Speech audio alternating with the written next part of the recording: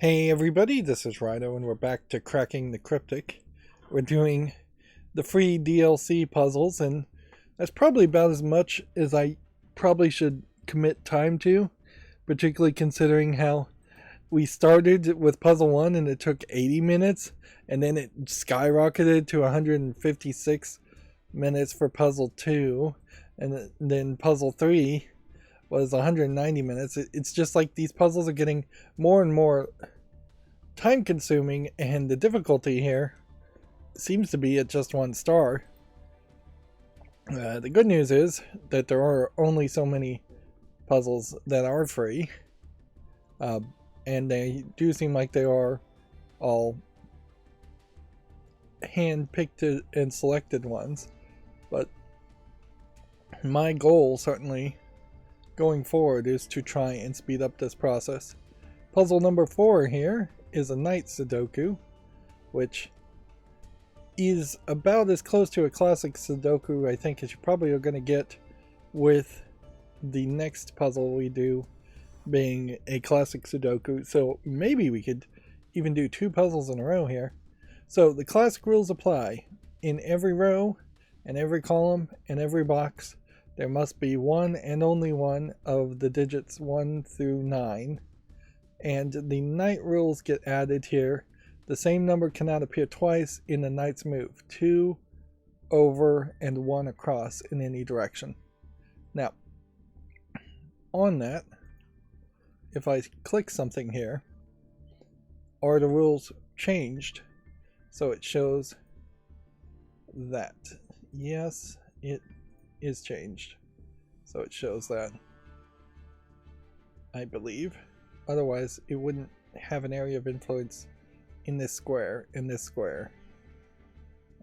I would prefer, however, to find a way to show it better. But I don't think I'm going to have that possibility.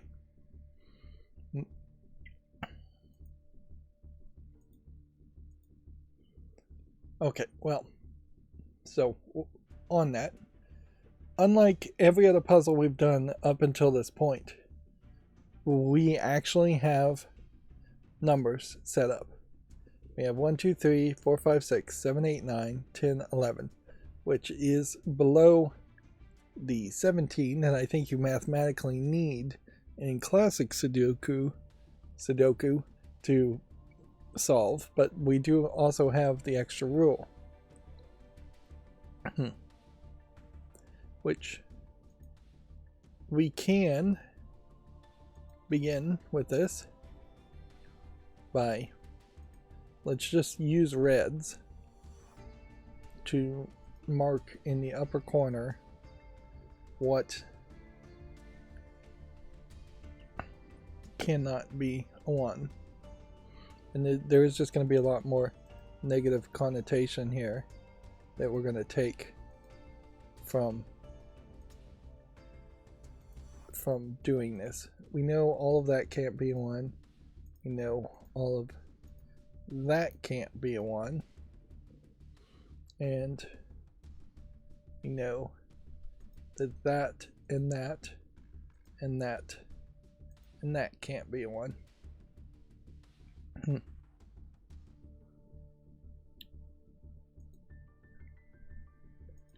Now,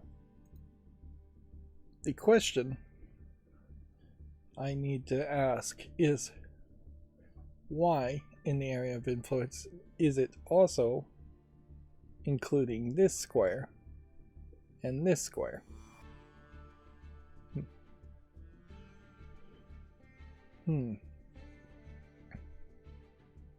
Other than perhaps it just knows for a fact that this is being influenced because the number 1 is in this box, and it just always is going to influence everything in this box. I guess that's probably the case. Yeah. So the best way you can see the knight moves is to put it in a corner here, and you can see 2, maybe 3, or of the possible locations.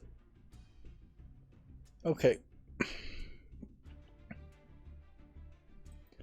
continuing on, we can once again select the entire column and the entire row, and it might be nice if there was a way to do this, but I also am just not playing correctly anyways.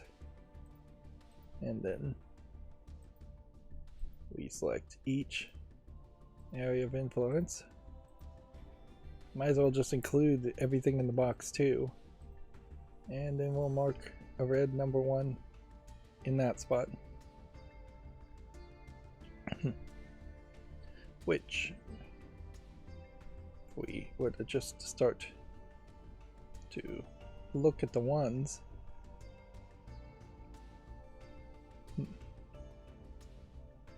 we are going to have minimal places where ones can be now.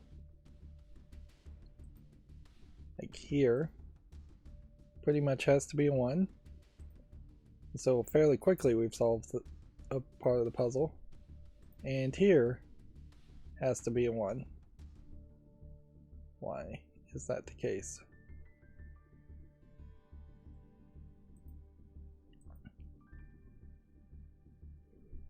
This should have been 2, and then over here, and 2, and over here. And I've already made a mistake. Yeah, it should have been 1, 2, here, here, 1, 2, here, here. So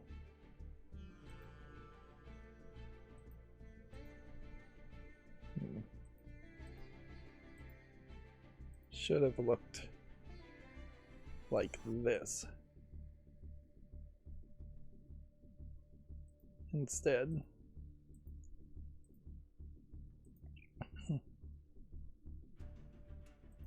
Or at least something like that. I'm wasting a lot of time here for no good reason. So regardless, that just means this is a 1. Which now, if we're going to continue down that path, we can say this, need to multi-select on this, and this can't be a 1. This, and this can't be a 1. All of these are already marked as not being a 1, which I'm going to save some time and not click on that. This, and this, and this can't be a 1. And then 1, 2 would mark this spot and this spot. 1, 2 would mark this spot and this spot. And then 1, 2 would mark this spot and this spot. And then 1, 2 would mark this spot and this spot, which we don't need to mark anything in an already solved puzzle. 1, 2 would mark that spot and that spot.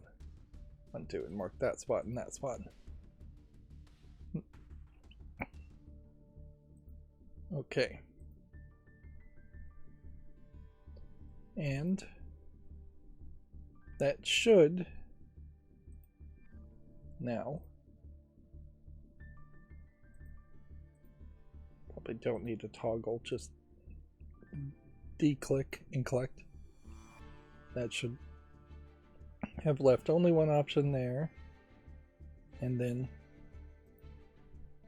if we look at this one, and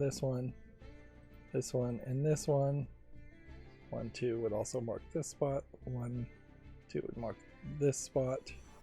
1, 2 would also mark that spot. Also mark this spot, which will go ahead and add the ones there. Would have also marked all of these. And yeah, adding a 1 here did nothing. Good to know. That you can't put a number in the corner or in the middle. So that probably then puts us in a situation where this has to be 1,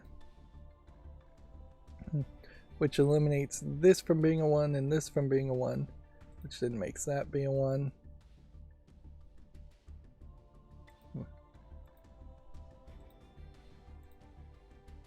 which then this 1, 2 would block that, leaving, I guess, a possibility here of that and that not being 1, possibly 1 here or here. But if we look over here, this has to be a 1, which blocks that, which makes that a 1. And very quickly here, 9 minutes in, we have solved the 1s. So, if we've solved the 1s, let's just select everything and get rid of the negative markers of the 1s, because that visually would be fairly distracting. Add in one place, remove in another. There we go.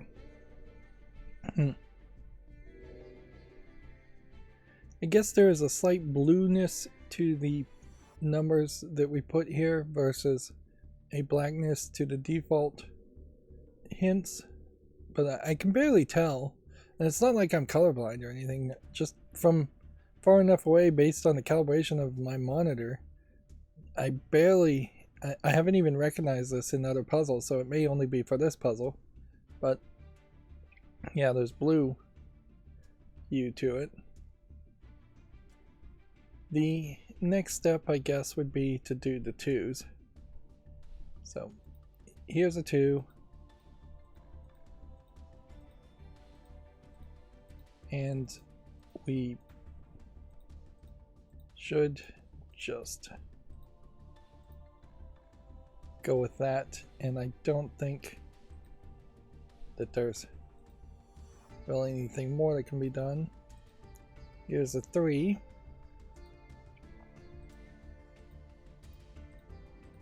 Which we'll go with that.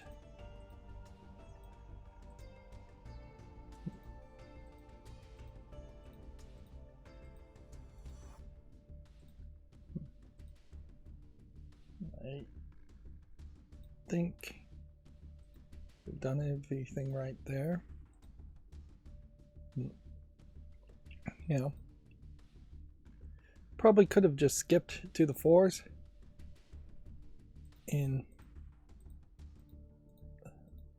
as I think about it more. Yeah. That probably would have worked just as well, since there are 2 4s. So 1,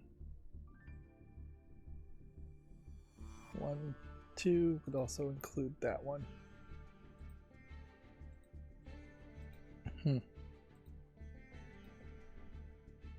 And then keep on going to just eliminate as many possibilities as possible. At this point, this is probably the point to stop, though, because more than likely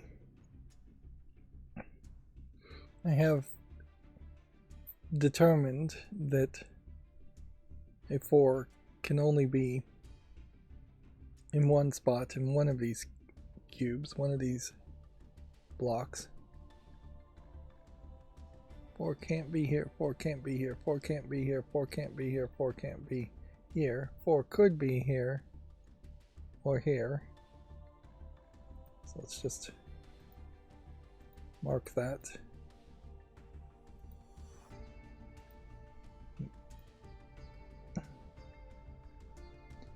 And if a 4 was here, that wouldn't really stop anything from happening. So I don't think I have to backwards check. I don't think that's going to give me any extra information.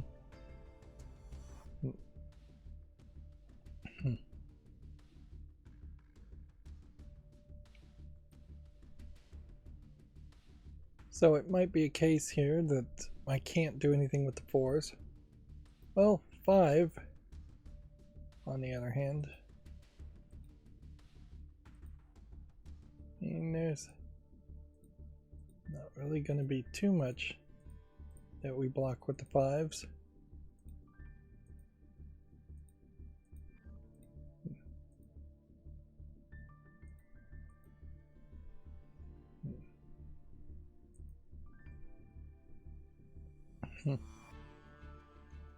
I do think that that means this 5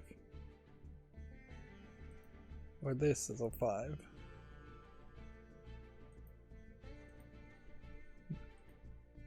So if we have a 5 here and a 5 here, we know potentially, I mean, I guess we could just potentially mark these 3 as being 5 too.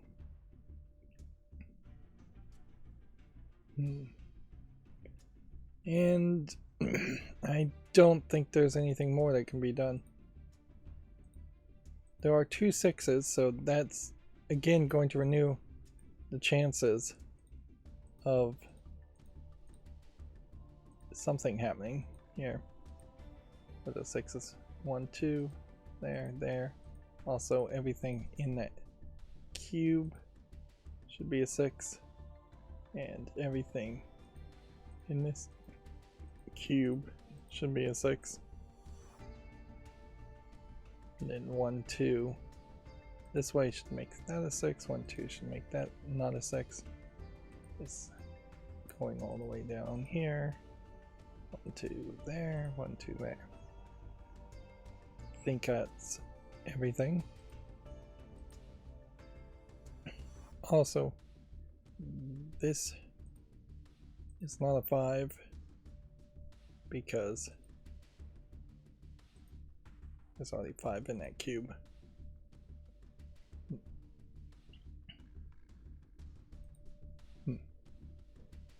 Looking at the 6s, it means there's a 6 here or here.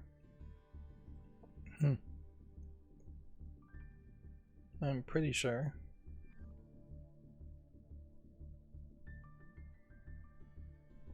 Wait a minute. I messed up. I put black 6s where I meant to put red 6s. And that's gonna blow the whole system if I stuck with that mistake.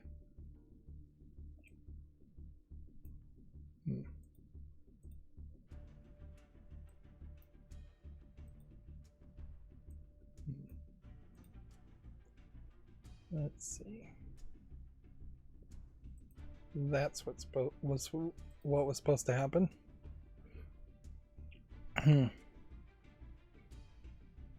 Although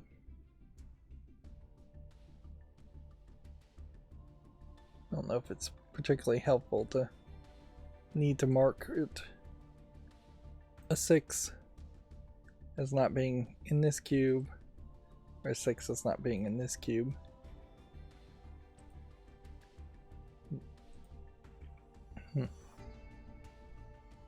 So 6 can't be here, 6 can't be here, 6 can't be here, meaning this has to be. One of these has to be a 6. And since one of those has to be a 6, then one of these has to be a 6.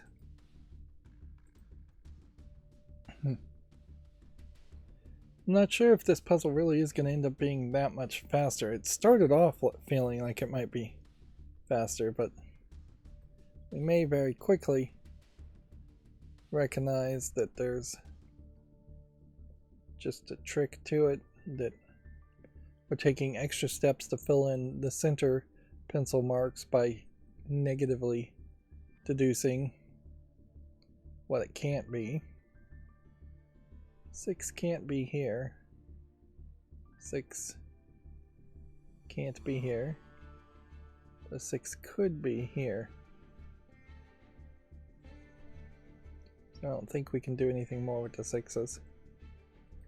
7s are going to be pretty simple as far as where it can't be.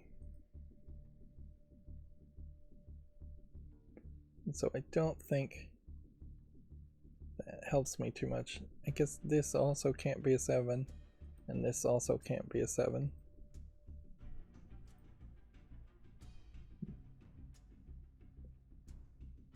Don't think 8 is going to be much more different. Of course, I have to actually draw this correctly.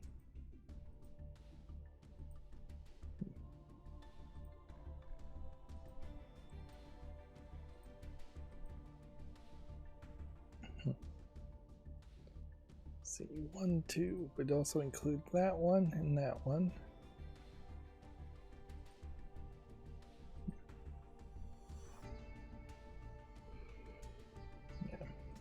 See, I just don't know if that...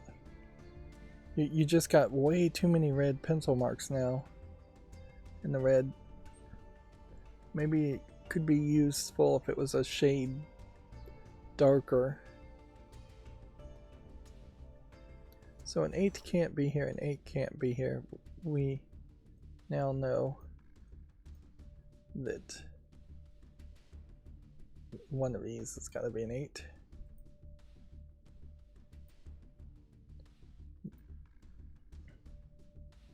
Means this can't be an 8, this can't be an 8, this can't be an 8, these can't be an 8. The 1, 2 block that one, that means that is an 8. Okay.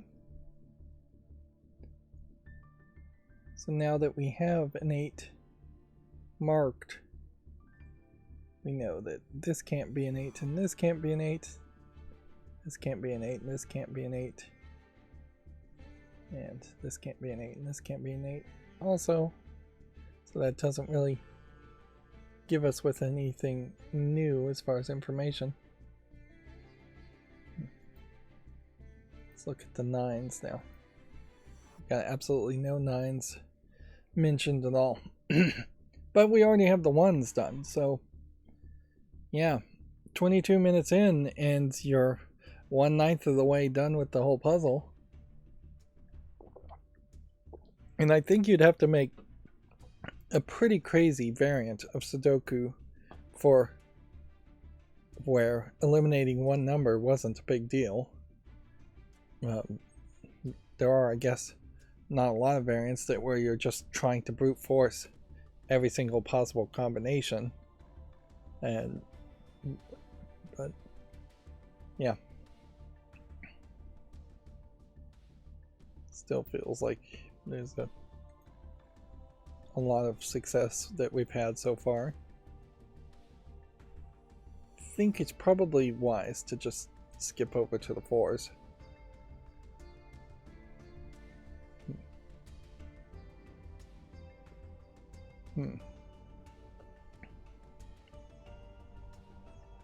Why can this not be a 4 and this can't be a 4? Which means this also can't be a 4 and this also can't be a 4 and none of these can be a 4. So that's a 4. That doesn't change anything we know. But then we can mark these 3 as 4s also.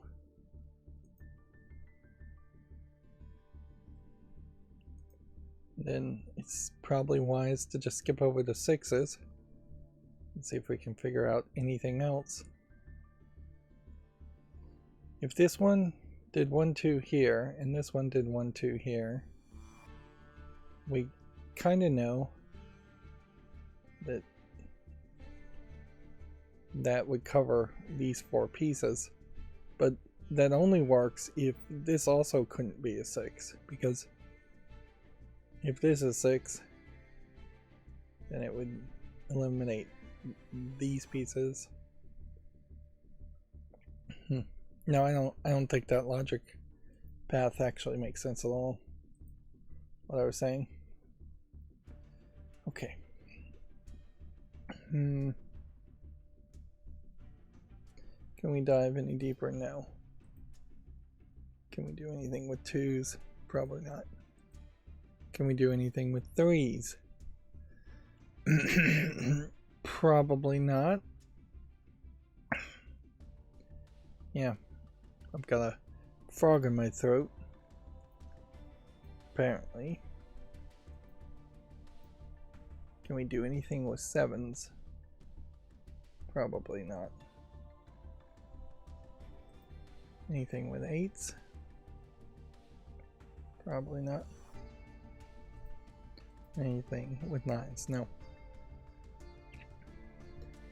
So I think the move now is to stop looking at this like a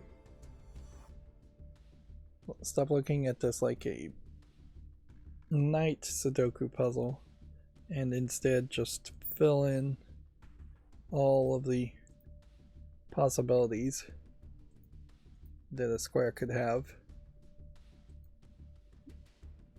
And we'll use the red markings to try and make sure we don't make any mistakes here.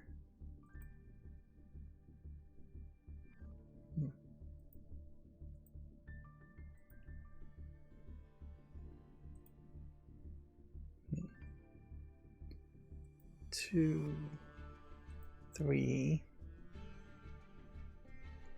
5, 6 is already marked. Not 7, not 8. Possibly 9. 2, 3, 5. Possibly 6. Not 7, not 8. Possibly 9. Then 2, but not 3. 4. 5 is already marked. Can't be 6. Can't be 7. Could be 8. Could be 9. Let's see. Can't be 1. Could be 2. Could be 3. Could be 4. Can't be 5. Can't be 6. Can't be 7. Could be 8. Could be 9. And yeah, we're just gonna have to do this for every single possibility, and then every single possibility here is not going to really add extra information. It's just going to set us up for solving the puzzle easier later. Assuming I don't make mistakes, which is a fairly big assumption to also be considering.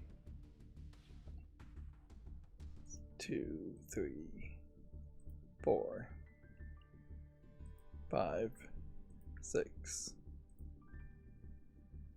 7, and 9.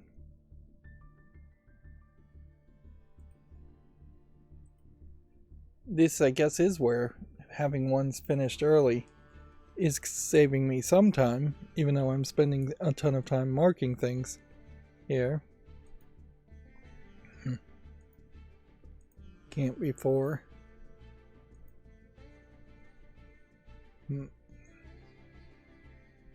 Could be 7. Could be 9.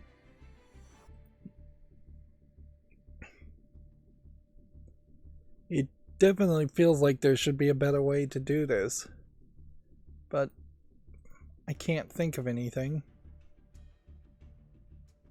It's not 2 in this case. Could be 4, could be 5, could be 6, could be 7, could be 9.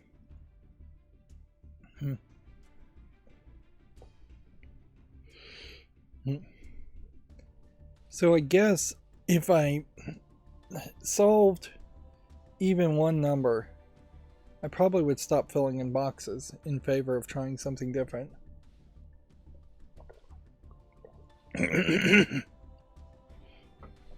Yeah, I made the mistake of eating a food before I started streaming or started recording today, and as such, now my food allergies I think that I have is acting up.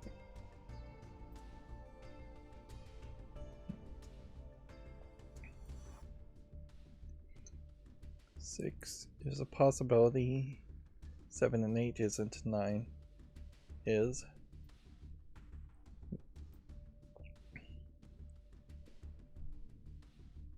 Maybe the blue color markings also tell you that you won't find any new information, so you don't need to look at the blue in Night Sudoku, and maybe that's why it might be unique to Night Sudoku that the numbers are slightly different color. Can this be a 4? Possibly. Can it be a 6? No. Can it be a 7? Possibly. Can it be an 8? No. Can it be a 9? Possibly. 2, 3, 4, 5, and 6 are all blocked. Can it be a 7? Can it be a 9? And then 2, 3, 4, 5, not 6, 7, not 8, and 9. So far, not helping me any. 2, possibly. 3, possibly. Can't be a 4. 5, possibly. Can't be a 6. 7, possibly. 8, possibly. 9. Then 2, 3. Can't be a 4. Might be a 5. Can't be a 6. Might be a 7. Might be an 8. Might be a 9. And then 3. Possibly a 5. And then possibly a 7. And possibly a 9. So we have some smaller numbers to keep an eye out for. Let's see if we can kind of highlight what we're looking for here as far as squares go, and see if those are the squares that fill in through this process eventually before the other squares fill in. Okay, back to what we were doing. Can this be a 2? Yes. Could it be a 3? Yes. Could it be a 4? No. Could it be a 5? Possibly. Can it be a 6? No. Can it be a 7? No. Could it be an 8? No. Could it be a 9? Possibly. Then this would be 2, but not 3 or 4. And could be 5, but not 6.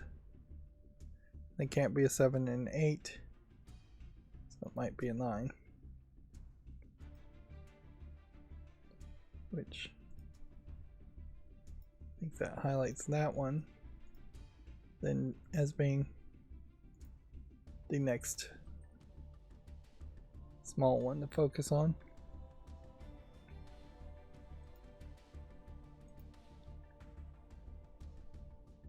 And then here this could be a 2, but it can't be a 3 or 4.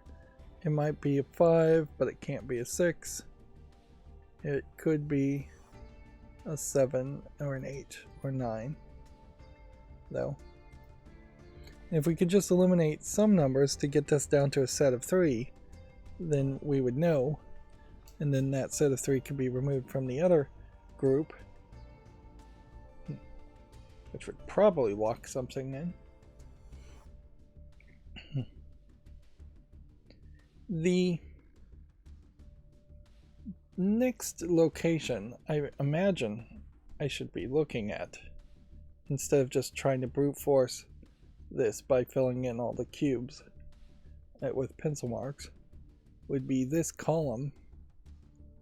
So let's go this route and see what we can gather from this. This could be a 2. This could be a 5. But it can't be a 6 or a 7 or an 8. It could be a 9. This can't be a 2. Also can't be a 1. So 2, 3, 4 all seem to be blocked. If anything, this exact center spot might very well be the key to all of this. 6, 7, 8. Alright, so it can be 5. It can't be 2, 3, or 4, or 1. And it can't be 6, 7, 8. So it's either 5 or it is 9. And I think that almost certainly means that's our next target.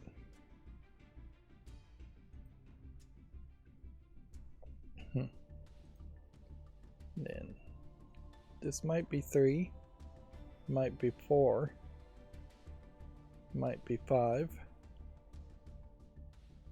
but it can't be 6, 7, 8.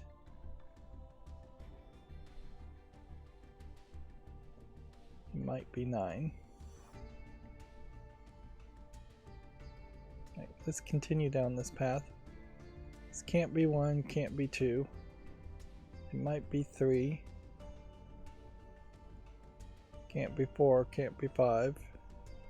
Can't be 6, can't be 7, can't be 8. Might be 9. So let's highlight that too. So you have a 3 and a 9 and a 2 and a 9. But the 2 doesn't inherently have to be here. It could be here.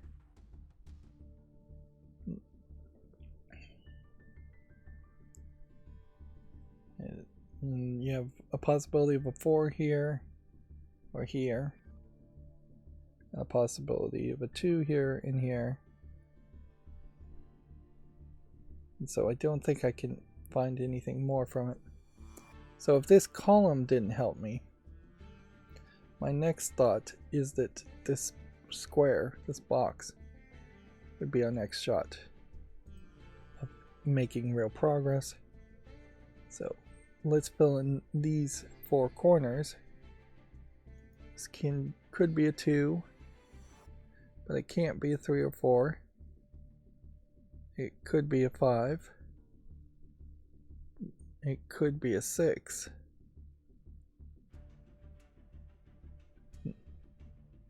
Could be a 7. But it can't be an 8. Could be a 9. I don't think this is going to actually help much. This could be a 2, but it can't be a 3 or 4. Could be a 5.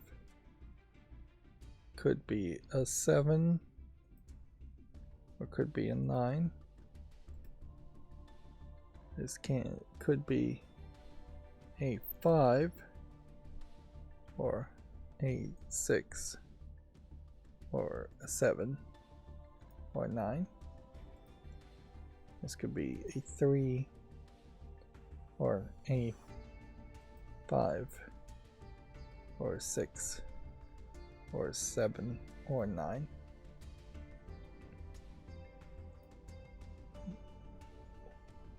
I don't think that helped me as much as I would have liked it to.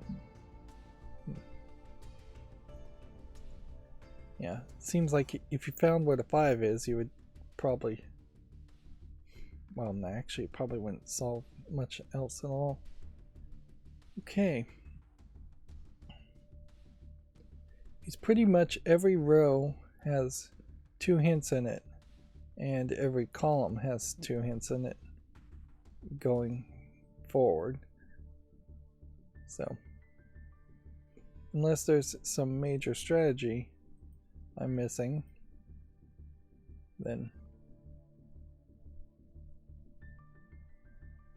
yeah, I guess I can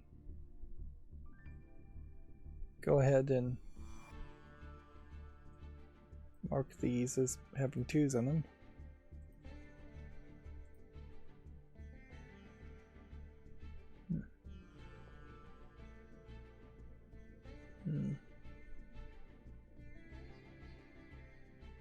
And yeah, I think that's about all we can do with 2s. This 3, and then the 3 has to be either here or here, which means I can mark these as having 3s in them.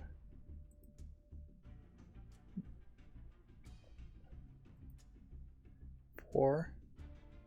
There's 4 here or here. We know that.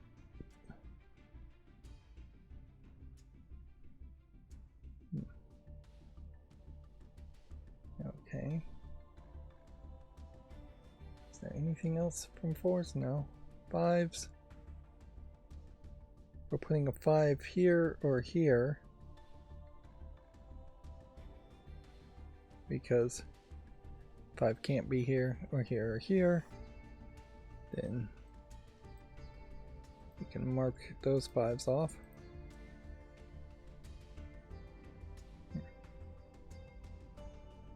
And yeah, we're not going to figure out what the 5 is for that for quite a while, I'm sure. 6s.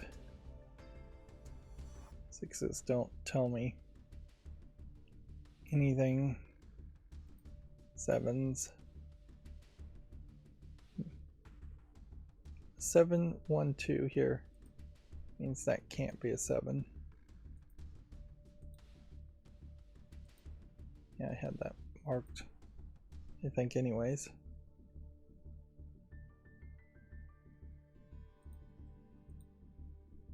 The 7, 1, 2 here means that can't be a 7.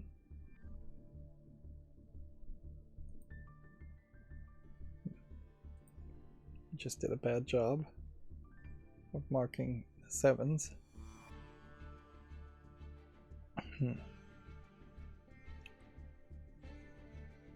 Yeah.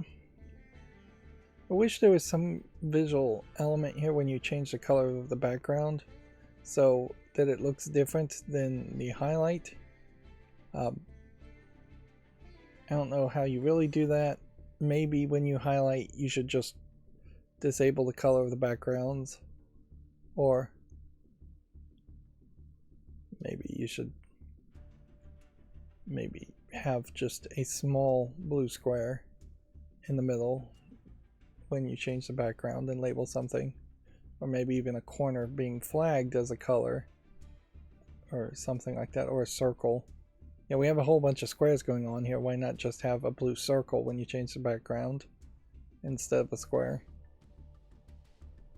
Yes, Sudoku is inherently a bunch of squares, but visually you don't have to depict it that way. 8. This can't be an 8, and this can't be an 8. I should have marked that. 2.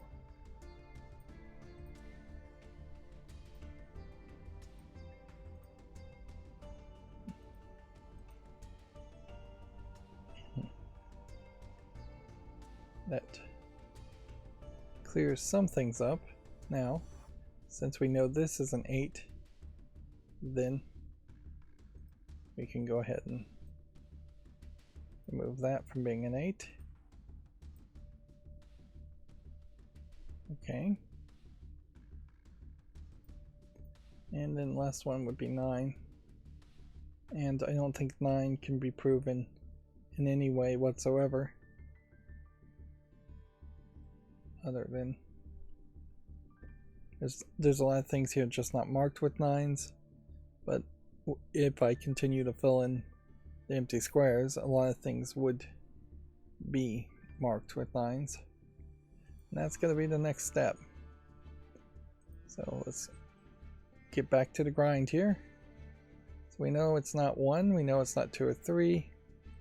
It could be 4, it could be 5, it could be 6, 7, 8, or 9. Probably the same here, 4, 5, 6, 7, 8, and 9.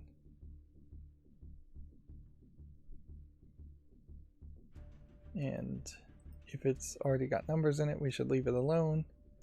Unless it only has one number in it, then we should calculate it at all. So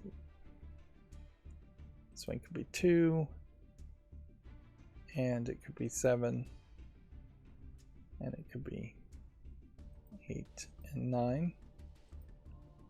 And then this one could be 2, can't be 3, could be 4, could be 5, could be 6, could be 7, and then 8 and 9.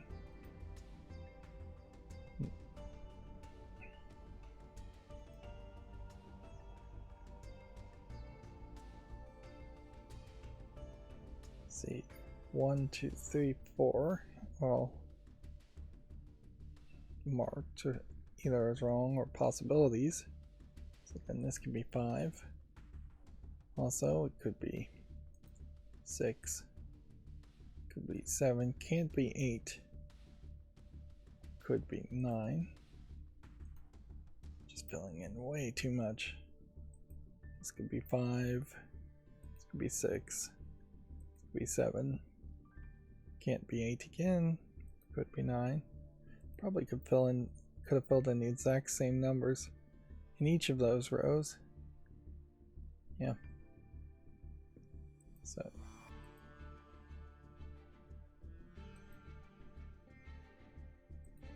I could have multi-selected, saved myself some effort.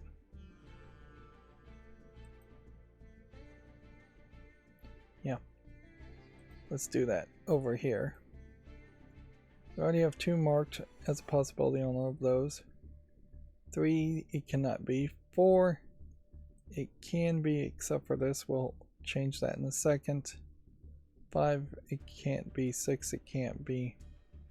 7, it could be. And 9, it could be. And we'll get rid of that 4.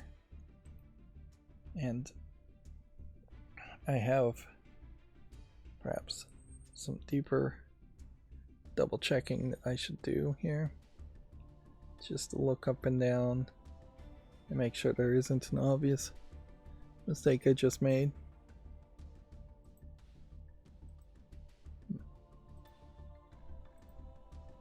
Now we have another smaller box. Okay.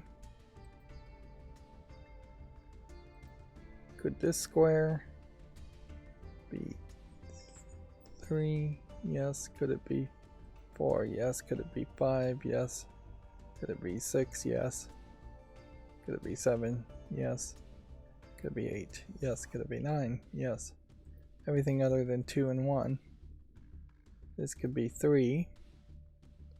And then this could be 5. And then it could be 6. And 7. And 9.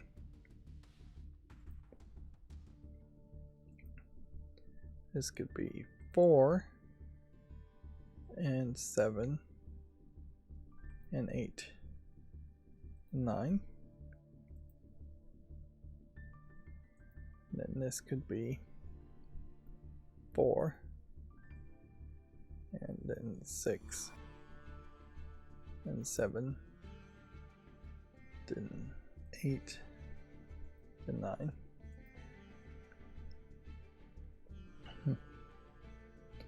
Yeah, it doesn't feel like we're making a ton of progress here, but I also don't feel like I really need a hint until I've actually exhausted all possibilities. We are finding these spots here that will almost certainly be the next ones, or the first dominoes to fall in each square. And once we lock in that, it probably will make something else solvable. Okay, well, let's continue on. This one could be a 3 and a 6 and a 7 and a 9. This one can be a 3 and a 7 and a 9. Can it be a 2? Looks like it could be. I think I may have made a mistake there. I'm not sure. 2, 3. Moving on. This one could be a 2 or a 3 or a 7 or an 8 or a 9.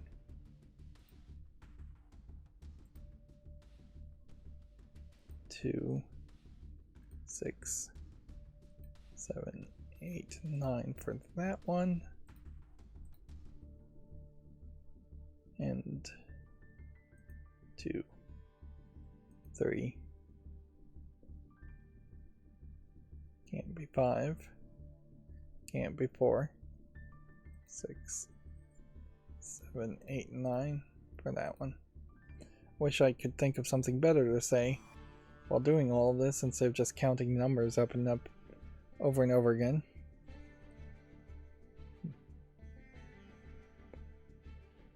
Okay. Well, it can't be 4. Let's mark everything else in that box. And I could have saved myself some time. Just repeated it for that box.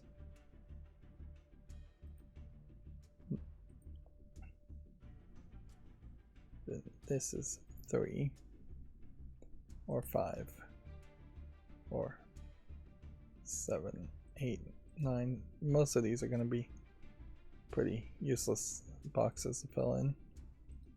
2, 3, 5. Can't be 6 this time. Which, yeah, I guess there are 3 pieces in this box and 4 pieces in this box, so that might be somewhat helpful. 7 and 9.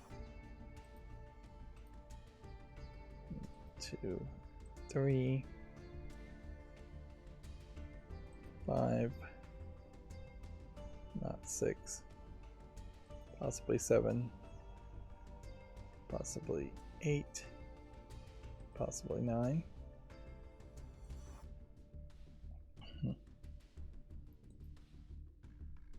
Let's see, could this be a 2? Yes.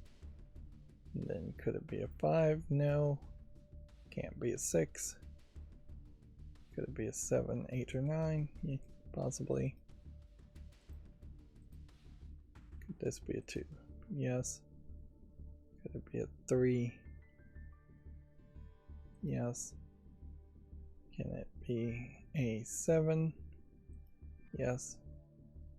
And it also could be an 8 or 9. And then could this be a 2? Yes. Could it be a 3? Yes. Could it be a 4? Yes. Could it be a 5? No. Could it be a 6? Yes. Could it be a 7? Yes. Could it be an 8? Or a 9? Yes. And yes. Almost done, but it also feels like this process here feels like we jumped from 20 minutes to 50 minutes just doing this. I do have this fear, and I don't think it's true, but you can never really perceive yourself outside of yourself. I do have this fear that as I'm doing these episodes, I might be moving way slower than I think I am, and any normal human watching me may find me moving and solving the puzzles at half speed.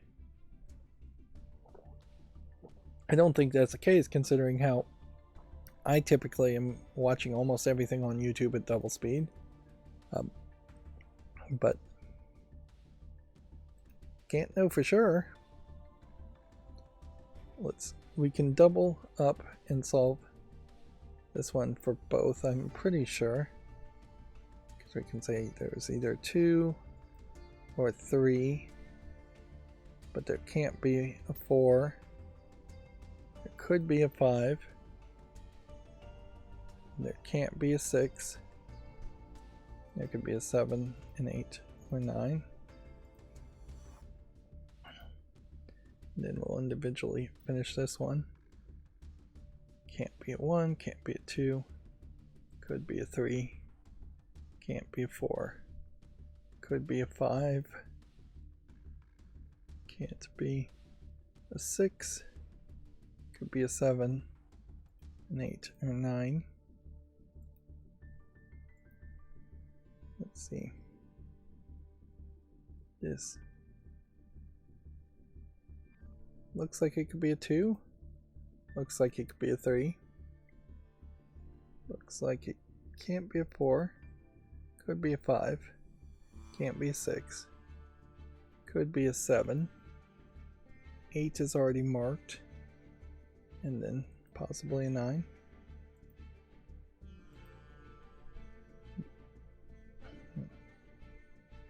This could be a 2. But it can't be a 3. This can't be a 4. Can't be a 5. Can't be a 6. Could be a 7 or an 8 or a 9. Yeah, again, it seems like almost everything has a 7, 8, or 9. And in previous puzzles, when that's been the case, weirdly, that ends up somehow with us finishing 7, 8, and 9 earlier than puzzles with more elements in play. More numbers in play. Right.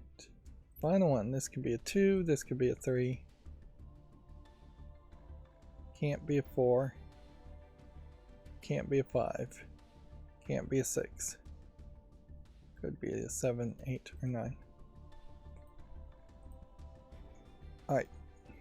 Now we start looking at the numbers and see if anything can happen.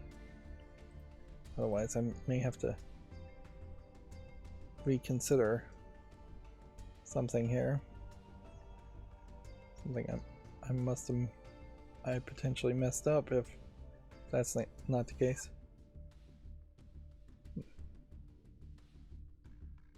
Yeah, I almost want to think that this has to be a 3, but it doesn't. This could be a 3, and then any of these could be a 3.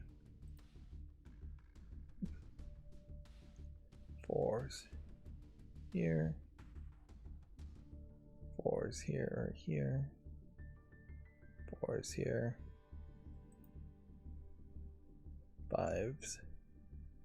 Basically showing nothing at all. 5 could be at any spot in that. 6s.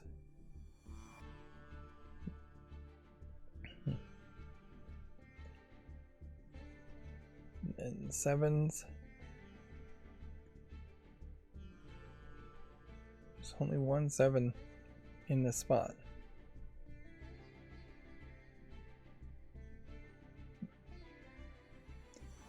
Two over and one across.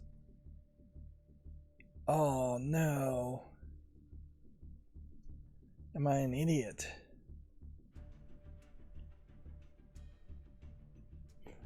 I might be an idiot. I might have done this all wrong.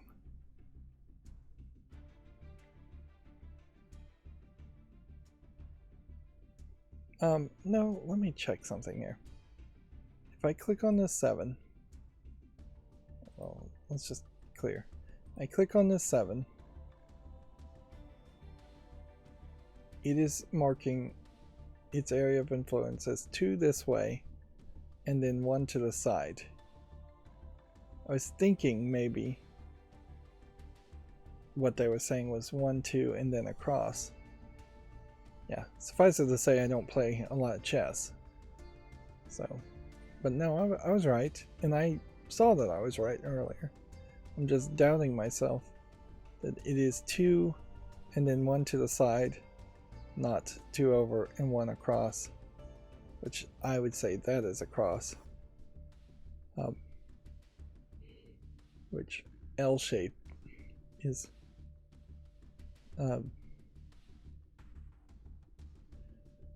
more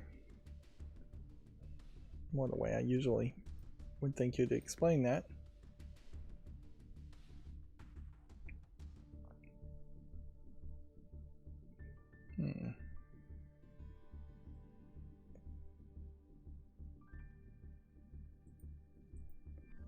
Kind of has to be something here. And there's just nothing. Let me just check, I guess, if there's a 2 in a spot that all the cubes are empty in those cases.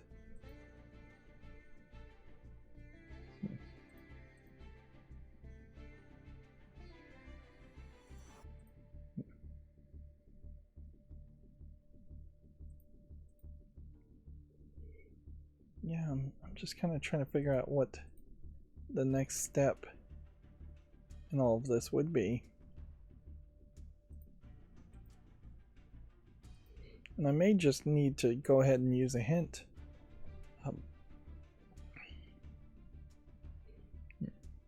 Because, yeah,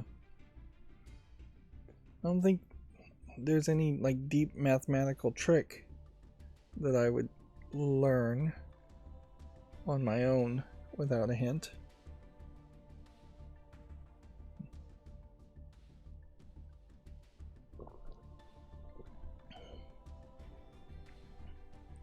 And it's not like there's a special variant rule that we haven't covered yet. It's kind of simplistic. Yeah, I honestly thought I might solve this puzzle in like 20 minutes. But honestly, since these are all hand-picked, they almost certainly are not going to throw any kind of Sudoku puzzle in Cracking the Cryptic at you that's easy. Even if it seems like it's easy, it's not going to be easy. Okay. 9 here would eliminate this, and a 9 here would eliminate this, or 9 here would eliminate this. So I think that probably lets us at least say that this is not a 9.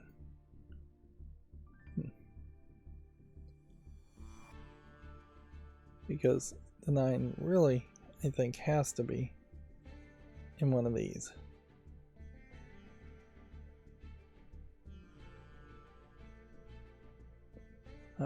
That might be a lot too far of a leap of logic, though.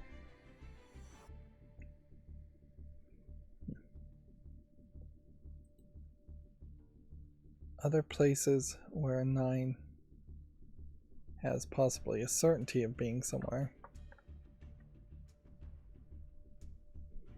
I don't see.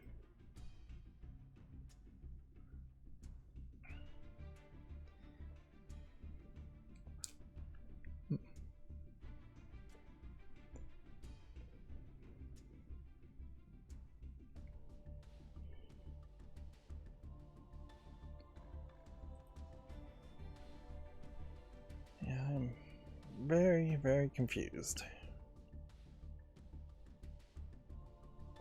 Wait a minute. Noticing here and here is a 2 that's marked. That shouldn't be the case.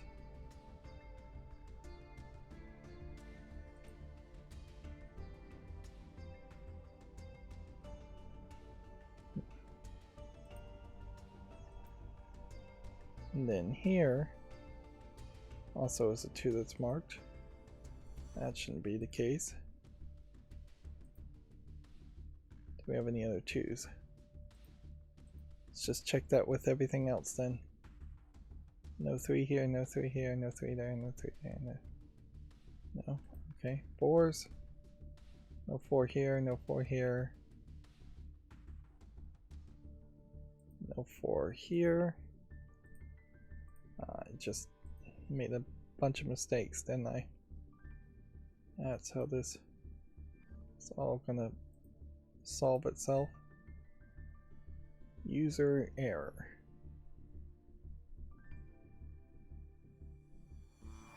Let's move over to 5s. No 5 here.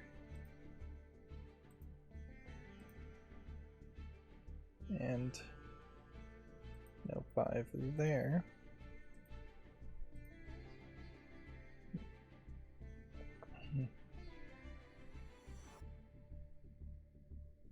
Okay. Things are looking up now. Don't think I can do anything with the 6s. Can't do anything with the 7s. Let's check the 8s.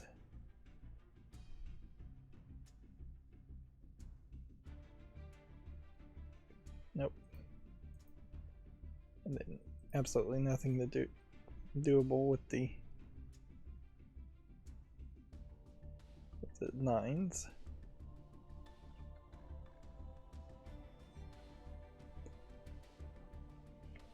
So I guess we go back in cycles here.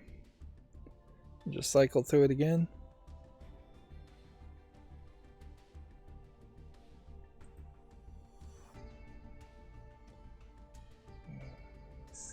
There's got to be another pattern or path,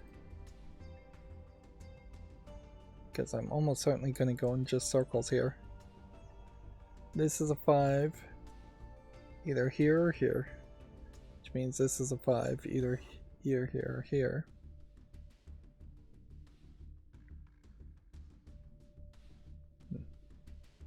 If this was a 5, then this couldn't be a 5.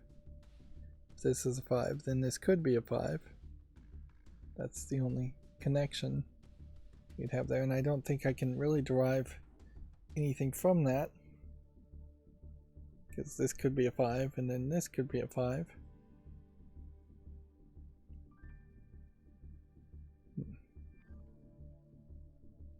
And if this was a 5, it doesn't matter.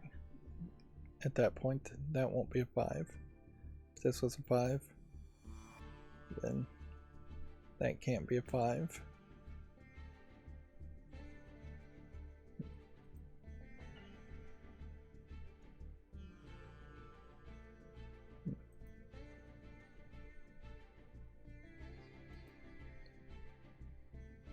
Eight has to be there. Come on, there's gotta be something else I'm missing here. We did all of that extra work for negative inferences, and we've got all these red pencil marks, and we probably could just take all the red pencil marks off at this point. Would that really affect anything? No, but might just make me feel visually engaged with the puzzle more. Plus I have no other idea, so let's try it before we just grab a hint. I'm just gonna select every square, then I'm gonna go 1, 2, 3, 4, 5, 6, 7, 8, and 9. Odds are that has now filled up the entire grid with red marks. So then just toggle going through it again should turn them all off.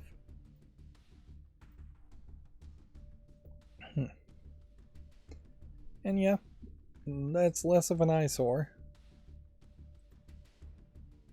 Don't think it changes anything. Doesn't change what gets highlighted in the possibilities.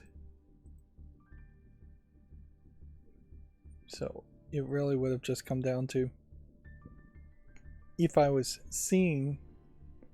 not seeing something,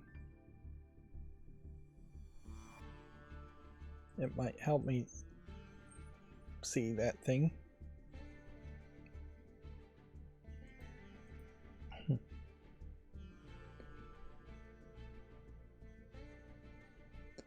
But yeah, I don't think it really helped.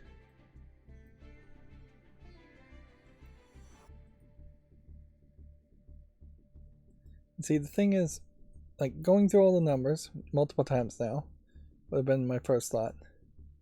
Then my second thought would have been to look to the missing numbers in this segment here and try and boil that down, which we tried that. Then my third thought would have been to look in this square and try and boil it down, and that doesn't mean anything either. It didn't work. And then the next thought would be to look at this row because there's 3 items here, or look at this cube because there's 3 hints in this box, or jump to this box which has 4 hints.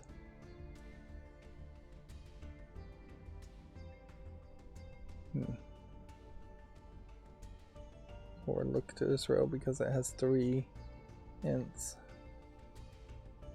Or look to this column because it has 3 hints.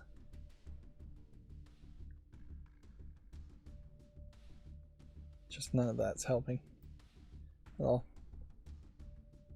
I could take a smart hint, and then the smart hint would potentially have a generated hint for me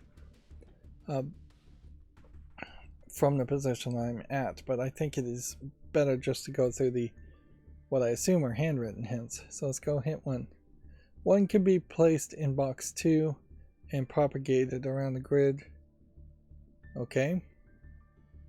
We did place a 1 and then propagated all around the grid, which did solve all the 1s.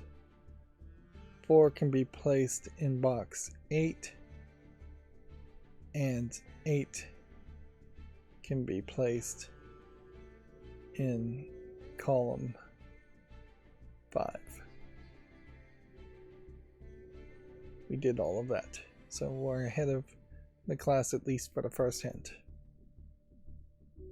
That's as far as it goes. 5, 6 form a pair in box 6. Where? Do 5 and 6 form a pair? Here. Yeah. So select those and get rid of 2 and 4 and 7 and 8 and 9. Since only 2 places can be 5, 6, that forms a pair. Let's go ahead and highlight that with a colored background. Okay.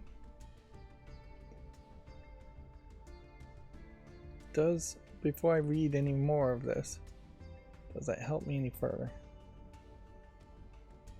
Well, it tells me I can mark anywhere else that there would be a 6 off the marker,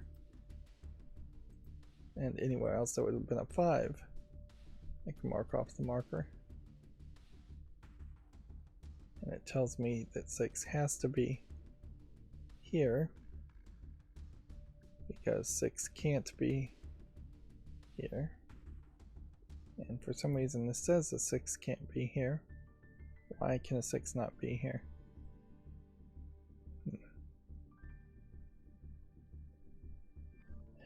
If I can't justify it, I shouldn't mark it. 6 eliminates all these. The 6 here eliminates the 6 here. This 6 can't be here because of the knight move. And this 6 can't be here. So that is 6. Alright.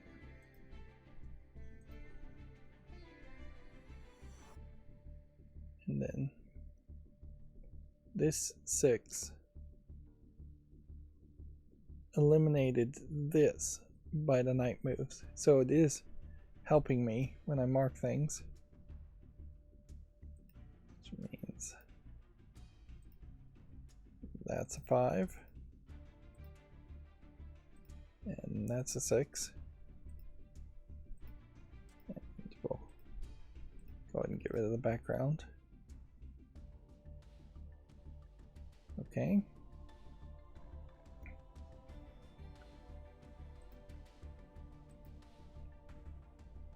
Now, what can we learn? Maybe not more, around 5 or 6.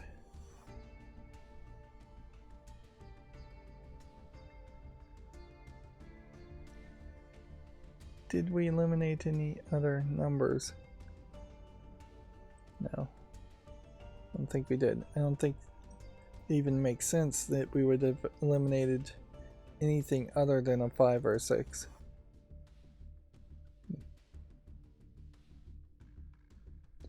We do have the knight moves that are changing how you evaluate things a little bit, but still would be a case of having to work. I guess if we have a 6 here, we can eliminate these from being 6. I think that's correct. Because, yeah, 6 pair has to be here, can't be here, can't be here. That makes these 3 a 6. Clearing it down. Then, yeah, I don't think we can do anything else.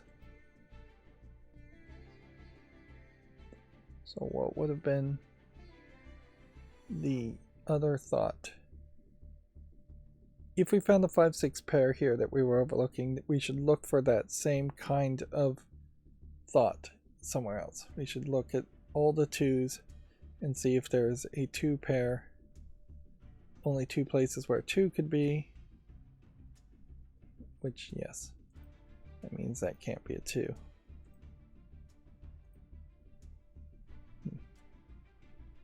And then if there's only 2 places a 2 could be anywhere else, that would be helpful, but I don't think that's the case.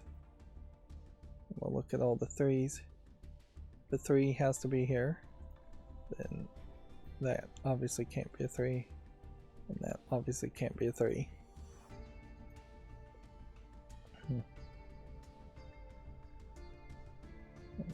Yeah. I'm not sure. Yeah. I don't think this trick works at any higher level. It's only if there's a 3 in 2 places that line up. Yeah, even if there was a 3 here and a 3 here as a possibility, that wouldn't work. They have to be either horizontally or vertically aligned. They could skip a space. This could be 3, this could be 3, and this could not be 3. 4. Then same idea.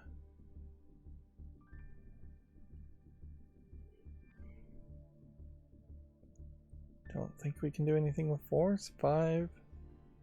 Same idea.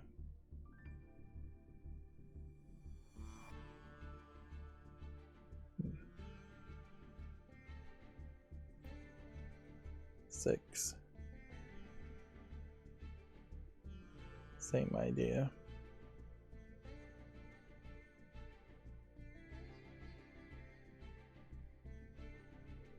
Nope. Not getting any help here.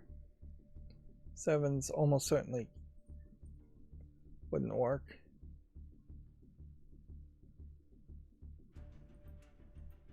8s. Well, an 8 here now means that's not an 8.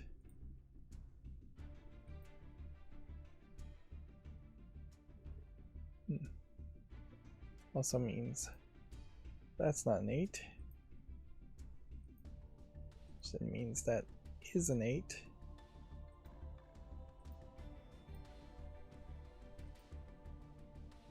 Oops, did not mean to click the pause button.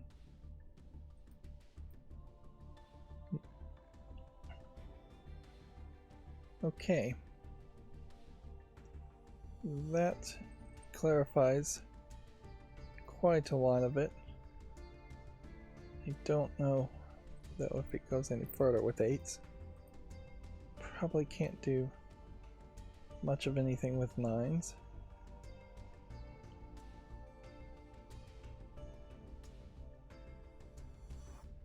And I'd question the viability of going through it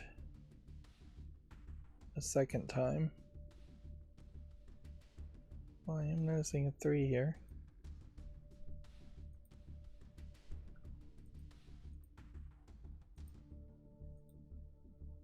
Threes.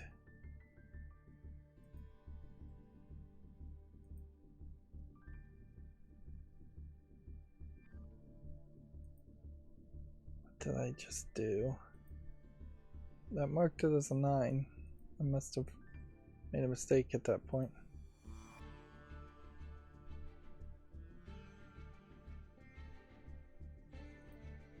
What was supposed to be there?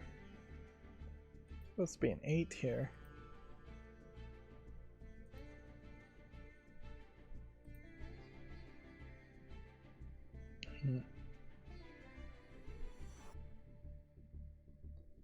Yeah, I don't think 3 is going to help. I don't think 2 is going to help.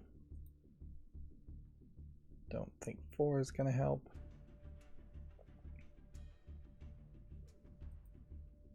Don't think 5 is going to help any further. 6. See, if any one of these could be 5, does that tell me anything at all? No, because this could be 5, and then it wouldn't stop that from being 5. If none of these could be 5, though, does that tell me anything? No, it doesn't. Because it inherently doesn't have to be a 5.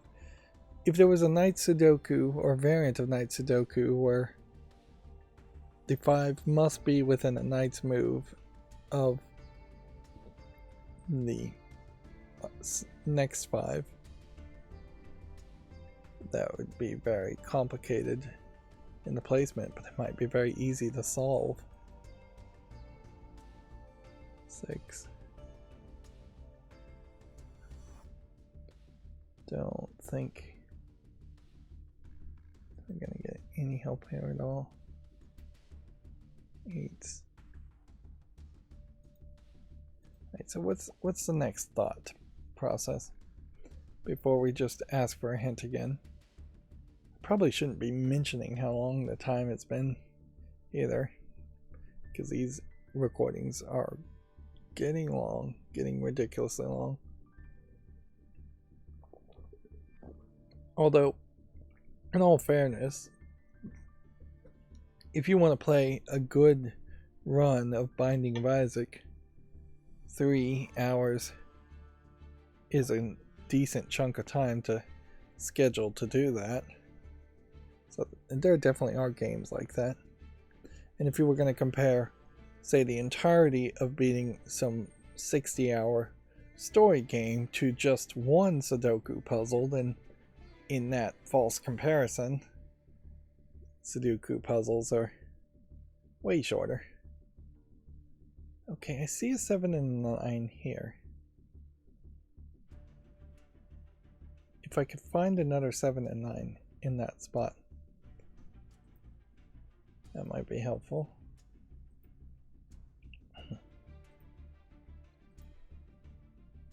Let's just see if we can kind of highlight places where there isn't that many options left.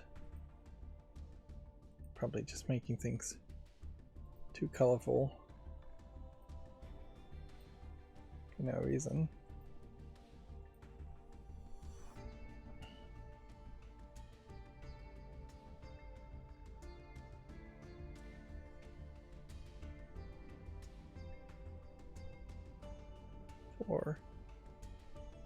Four and 4 here. 3 and 3 here.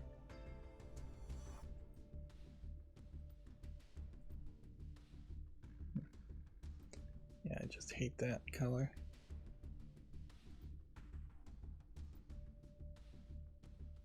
It can't be that color either.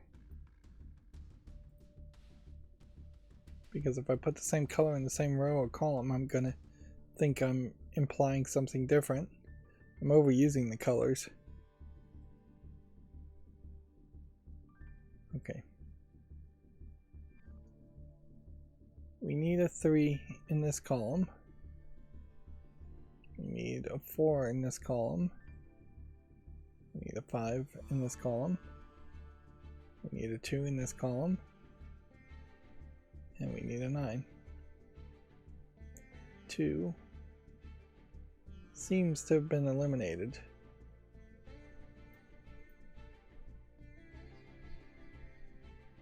And I just missed it because I put so much color in. 2 is either here or here.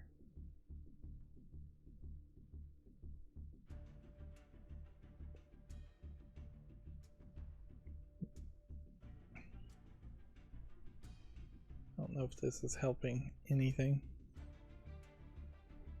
It might eventually. We could get the numbers down.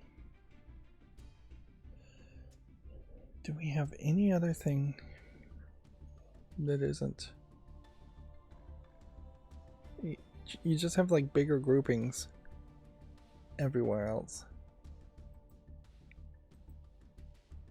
A big part of that is 9. If we eliminated 7, 8, and 9 on most of these, it would be down to 2s and 3s pairs. And I guess a 4 pair of numbers possibly would never be helpful in a standard Sudoku, because you can't have 4 numbers that are in the same box and in the same row or in the same column. Let's see, let's read forward. We stopped at the end here. A 5-6 pair form in box 6. What was this 5-6 pair? Now place 8 in box 3, which we did. Moving on. 6 can now be placed in box 9, and 8 in row 7, which, how do we get to that point? Row 7 and box 9.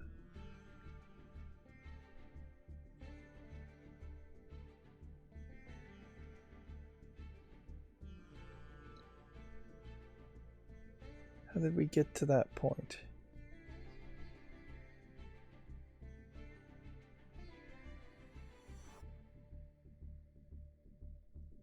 Six can be placed in box 9.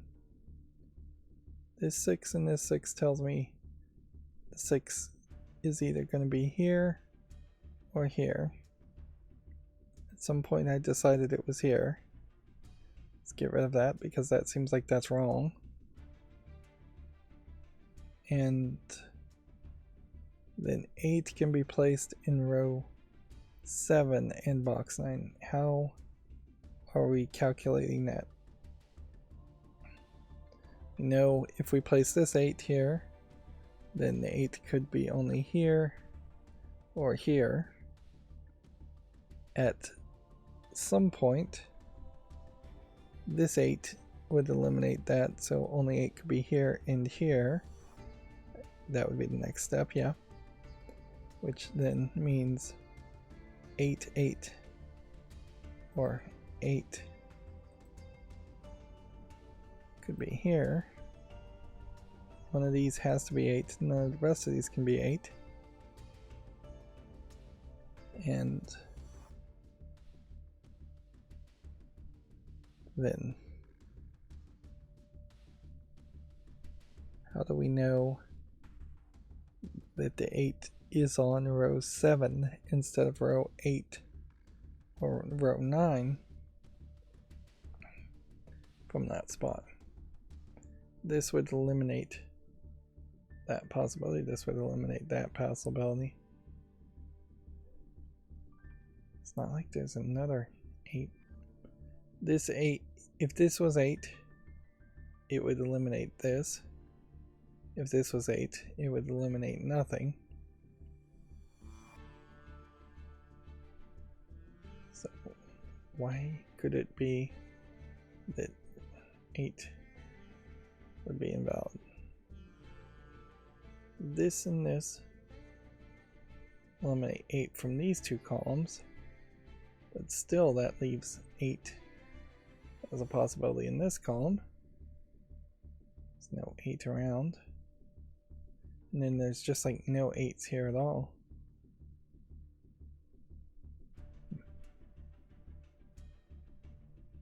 Is there some other logical reason?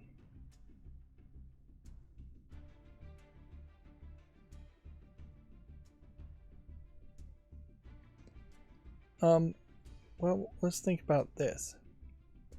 If this was 8, then by knight's move, this can't be 8.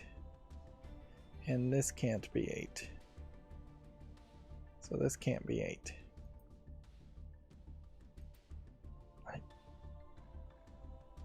Well, no, still possibility. This could be 8. Then this couldn't be 8, this couldn't be 8, and this could be 8. If this was 8 by knight's move,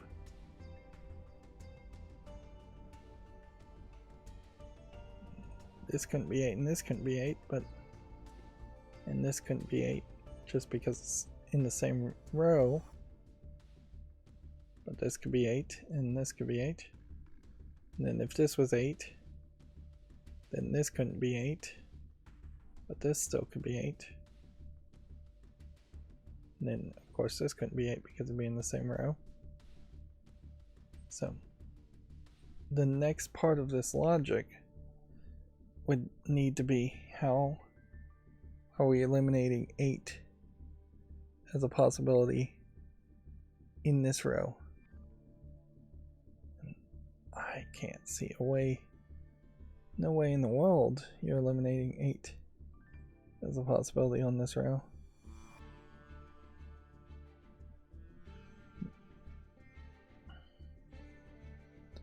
Unless this 8 is in the wrong place. No, we started. This is just a black starter 8. Here. So this 8 blocks all of these and stops this and this. And blocks this and blocks that.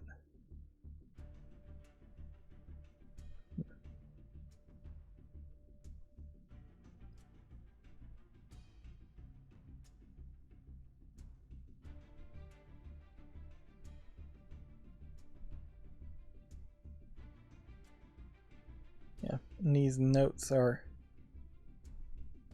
somewhat cryptic, staying true to their namesake. 6 can be placed in box 9. Where can a 6 be placed in box 9? Let's take that step back. 6 could be here, but it can't be here because of Knight's move. And then 6 can't be here because of this block. And then maybe I screwed up.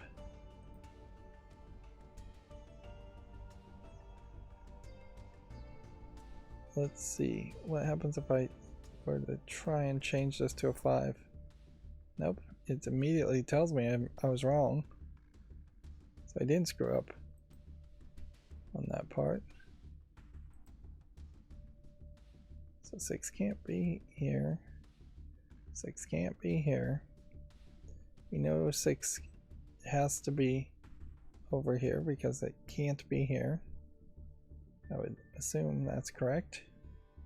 This can't be a 6 because of what reason?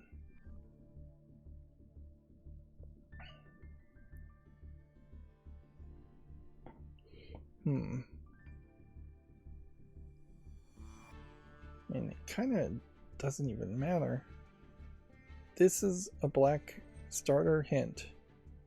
And it eliminates that from being 6, and eliminates that from being 6. That means this has to be 6. And that was marked as 6, and that was not marked as wrong. So we really just wasted some time there. This 6 is sphere of influence. Then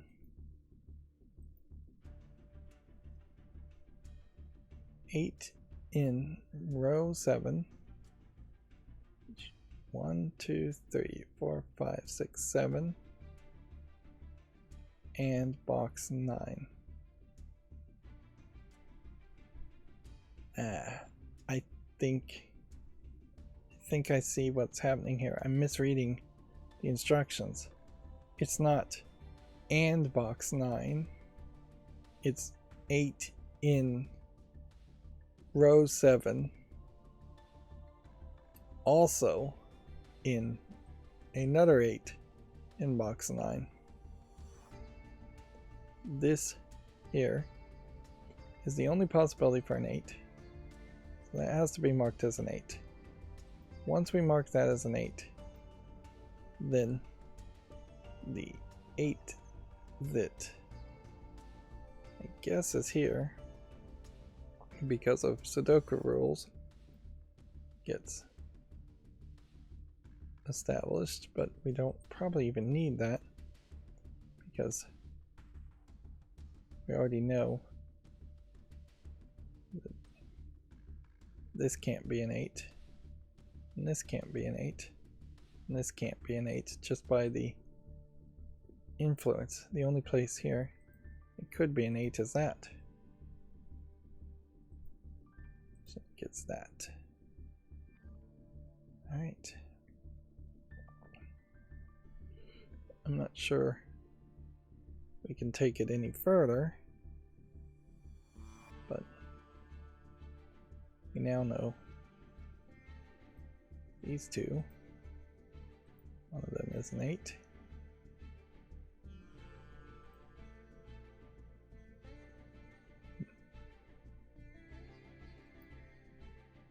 And we know these 3. One of them is an 8.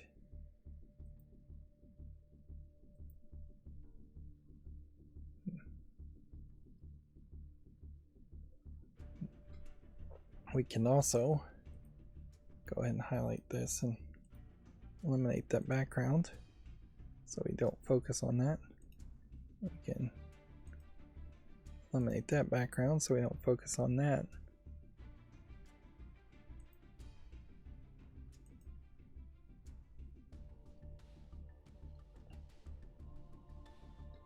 It certainly shows a mistake of even using the hints if I can't read the hints and understand them correctly. And I'll have to leave it up to you to decide whether you feel like that sentence could be deciphered in 2 different ways. really it should not be an and. The way you would disembag your, and that's not a reward, make this less confusing, would be to never use the word and. 6 can be placed in box 9, period, new sentence, new line. 8 can be placed in row 7, period, new line. 8 can be placed in box 9, period, new line. Just make it 3 separate small sentences, and that will potentially clutter up, remove confusion. I guess I should just go through the numbers fully here. I don't think we've done anything with 2. I don't think we've done anything with 3. On the 4 side, we don't think we made any progress there. On the 5 side, didn't do anything. On the 6 side, I don't think have done anything enough. On the 7 side, we've done basically nothing. And then on the 8 side,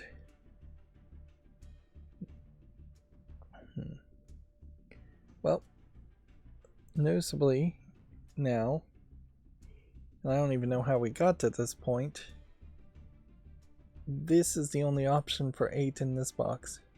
I can see this blocking out all the options here, and this blocking out all the options here, and then the knight's path eliminating this option, and so that would have been a default hint. Okay, so then placing that 8 places that 8, which then places that 8, which then we are done with 8s. 2 numbers down, still it took 100 minutes to get to that point, so we can't really celebrate too much. I guess the next question is, can we continue down this path? Have we eliminated anything so that there really is only one possible option left? Or is there another thing we overlooked? Or I overlooked? Shouldn't include the audience in my own stupid failures. Wait a minute. If we have a 4-5 block here,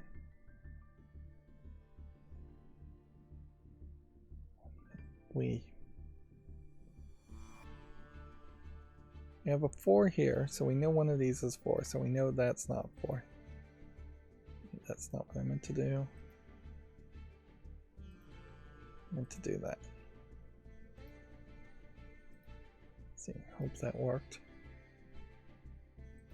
Okay, 4 eliminates the possibility of a 4 here, 4 here, 4 here, making that a 4. Okay.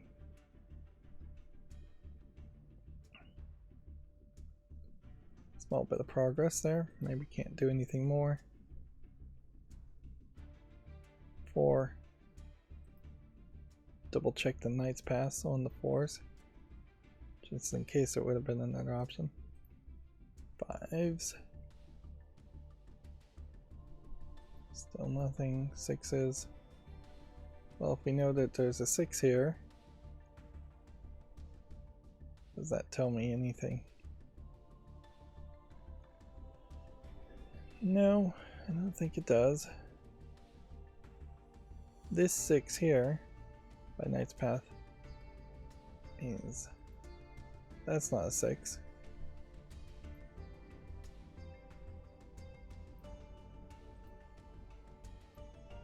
Which then means this is a 6.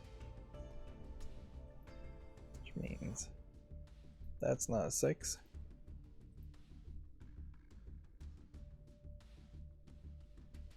Guess that helps a little. 7s still feel like they aren't doing anything. I need to not use this blue background. Let's fix that, because I am constantly seeing this blue background highlight when I'm selecting a number and thinking it's being included when it really shouldn't be included. And if anything, I think my theory that certain colored smaller option blocks were going to be the first to be solved is absolutely wrong, which I guess it's good to learn.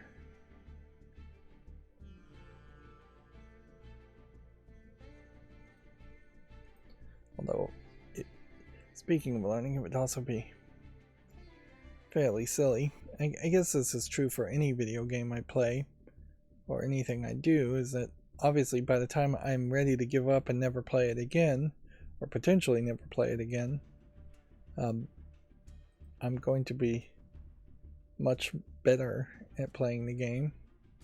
Hopefully I'll be better. And as such, then, yeah, there's only 3 here. 3 can't be here. And I guess 3. I don't see why that's the case. That this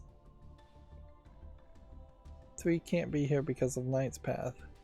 Can't be here, can't be here, and can't be here. That leaves that as the only option. Yeah. So, if you see this square and this square, and then this square being filled in and this square being filled in, that's a hint. And then 3 by Knight's Path boils this down to these 2 being 3.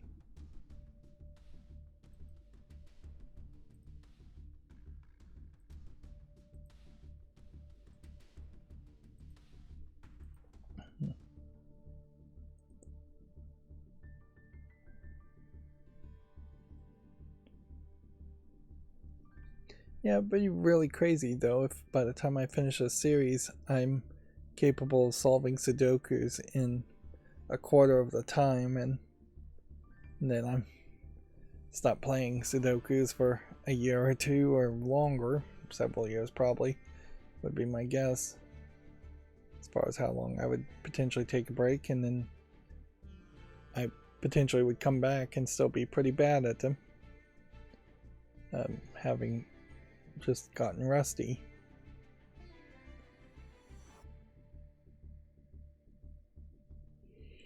Yeah, but that's probably already the case, come to think of it, because it's not like I have never done Sudoku puzzles before playing Sudoku Universe and playing this game, Cracking the Cryptic. I'm also in a weird position where I kind of want to get the achievements for Sudoku Universe, but I'm almost certainly going to cheat to get the achievements in that game and instead focus on playing with this interface. I suspect on the Cracking the Cryptic website you can make your own Sudoku puzzles with special rules and submit them. Maybe you have to be a Patreon member to do that. It would be nice if the free-to-play version of this game had that kind of puzzle creator functionality. Of course, if it did have a puzzle creator functionality, then it makes it possible that a few people would not bother to buy the other Sudoku games that Cracking the Cryptic has available for sale, or any of the DLC. You could just look at a starter set of numbers and type them in. Of course, you could do that with pencil and paper too, and nothing stops anybody from doing that. And I just think Sudoku fans, hardcore Sudoku fans, fans of Cracking the Cryptic, are going to try and support him by buying his games anyways. I kind of wish it was more of a case that YouTubers could have products like games on Steam available so they could be supported through those channels, but the vast majority of even the most popular and successful YouTubers who have put games on Steam really have just licensed their likeness and made pretty terrible games. There's a couple that maybe are exceptions there, in that Game Grumps had one of their many employees make a game, and then they funded it more like a publisher instead of just trying to make a Game Grumps game that would have just been full of memes. And there's a company called Big Mode Games that is acting as a publisher, and they haven't released a game yet. But Angry Video Game Nerd, PewDiePie game, there may have been 2 or 3 PewDiePie games. Those are all just licensing yourself. The Penny Arcade games at a smaller level, same kind of problem.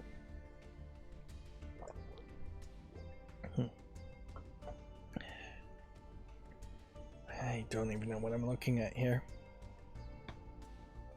I think I'm losing steam. In fairness, this is the 4th episode I've made in a row, with episodes being way too long. But yeah, I think it's probably time to take a nap. Say words that make sense. Okay. We got a 6 there. And we know there's a 6 here.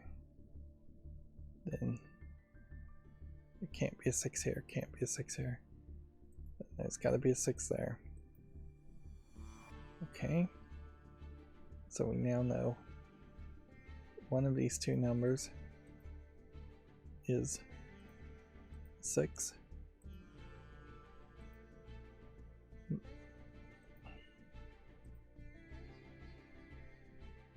And do we know anything else?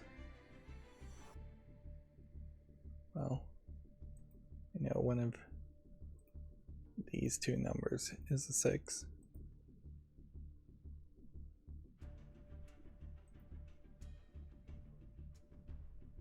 And we know one of these 3 numbers is a 6, but that doesn't mean anything.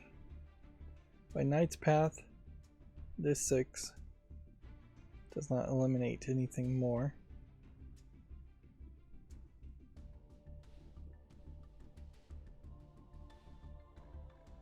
So I think we have to move on. Still don't think 7 can change anything. Still don't think we're at a point where 9 can change anything.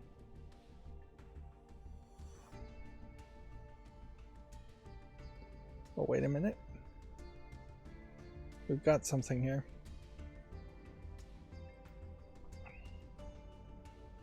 We have a 7-9 pair here. See if we can pick a color.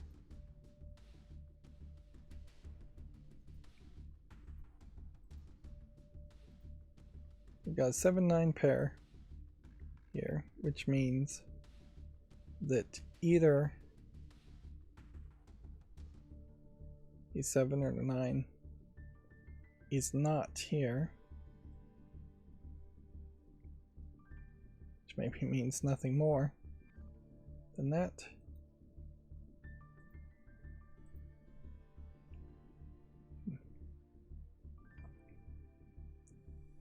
And I think I've probably proven my point in the negative, so let's go ahead and get rid of these backgrounds.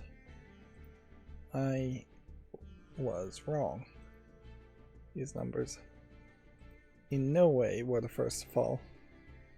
If anything, they seem like they were some of the last to fall. Okay. We know that there's a 7 and a 9. I don't know if we can do anything more with that information. We know that there's a 7 and a 9.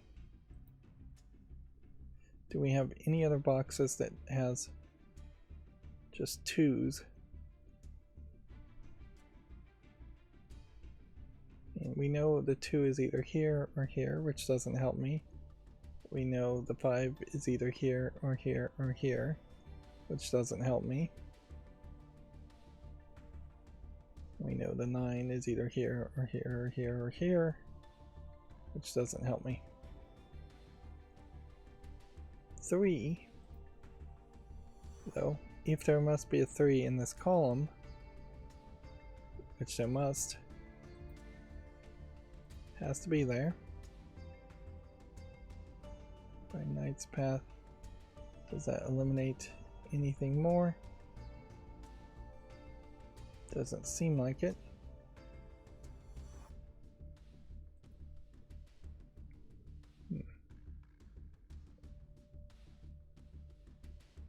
And do we have anything else we can get from 3? Well, this 3 eliminates that as a possibility, so that has to be a 3. Okay. Then Knight's Path eliminated something here, so that has to be a 3. Which now we know these are, one of these is a 3.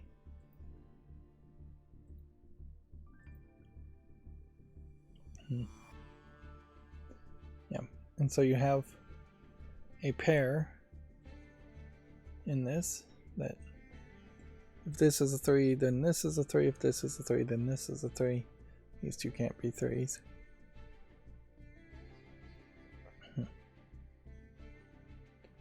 And then if this is a 3, that eliminates this as a possibility. And then if this is a 3, then this has to be a 3, which eliminates this possibility. So one of these two has to be a 3.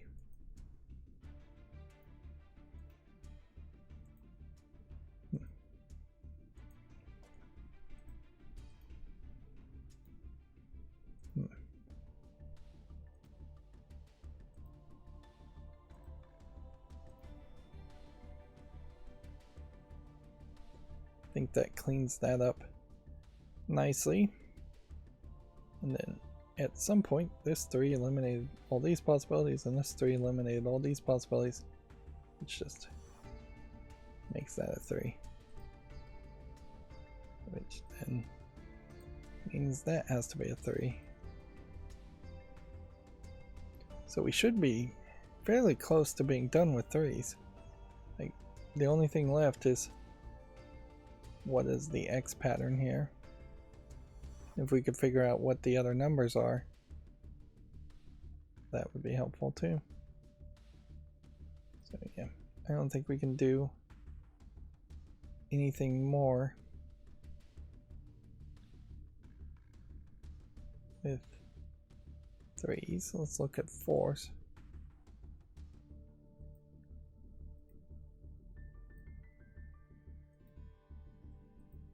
Hitting the wrong buttons in the wrong orders once again. It's probably a setting I need to tweak, but the settings are themselves a little cryptic, so I feel like I would need to fiddle with it for too long. 4 has to be here because this 4 eliminated that and that. And now we have a 279 pattern, which I think probably tells us something. And then if we need a 4 in this column, well, we can't have a 4 here, we can't have a 4 here. This has to be a 4, which means that has to be a 4. means that has to be a 4. Which means that has to be a 4. And so now we have our third digit eliminated. Looking at the 5s, we can see that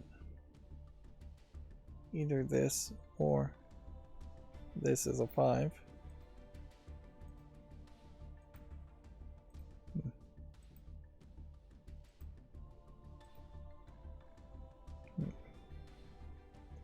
And then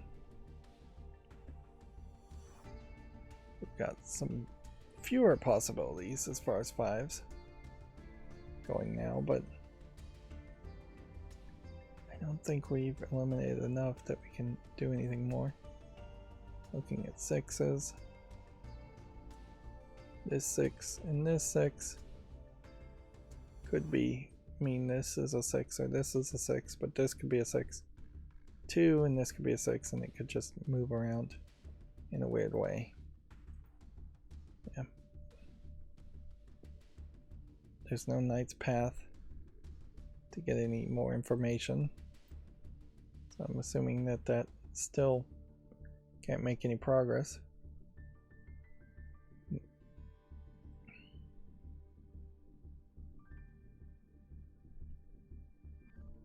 If we have only 7 in this row and we need a 7 in this row, we can eliminate this 7.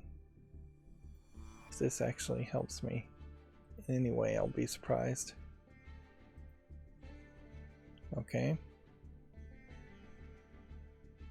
And is there any other piece of information we can ascertain from that? Not really.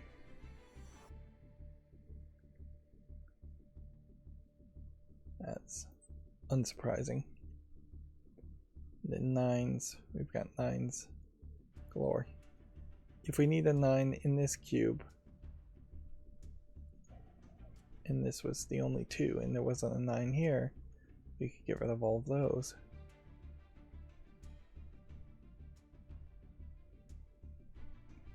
Yeah, we're not anywhere close.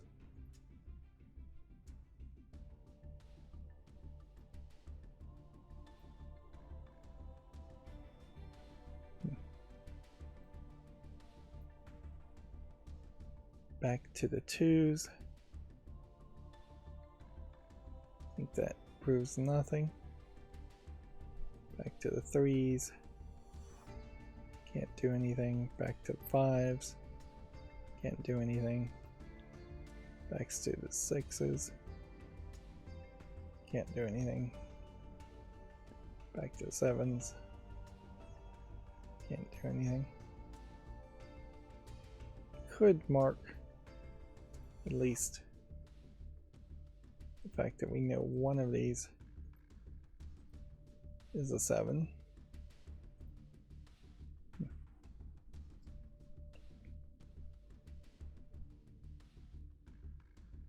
And then back to the 9s. Okay, so there's got to be some other element to this. We don't have a square that's jumping out that has only one possibility. We do have a possibility here of a 7 and a 9.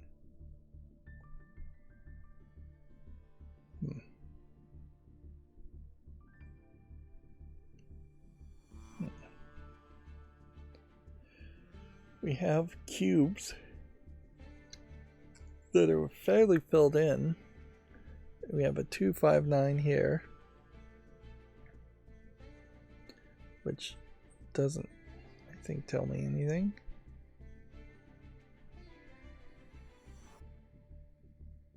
We have a 2, 9 here.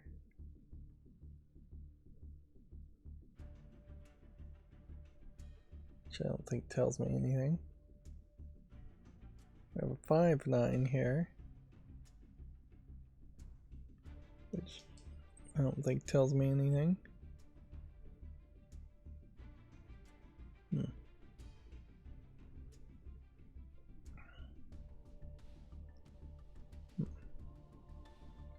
7, 9 here.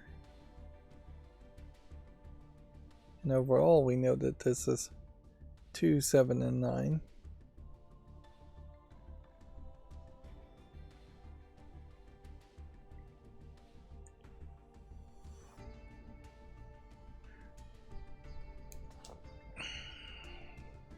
And then the 7 and 9 pair,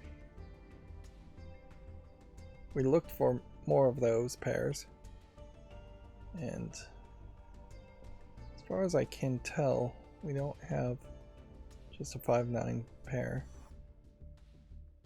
If we did have a 5-9 pair, I don't know if that would even help much.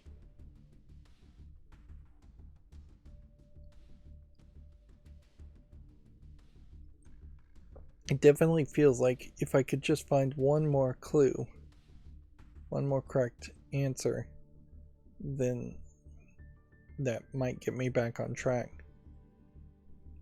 We read hint 3. 6 can be placed in box 9.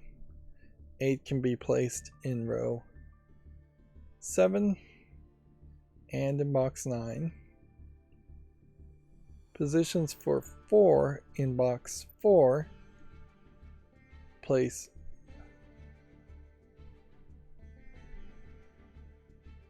4 in box 5.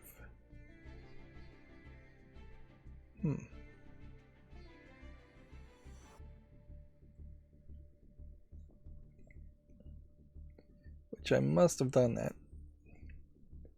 This 4 eliminates this as a possibility of being 4. Eliminates these 3 from being a possibility, and eliminates this from being a possibility.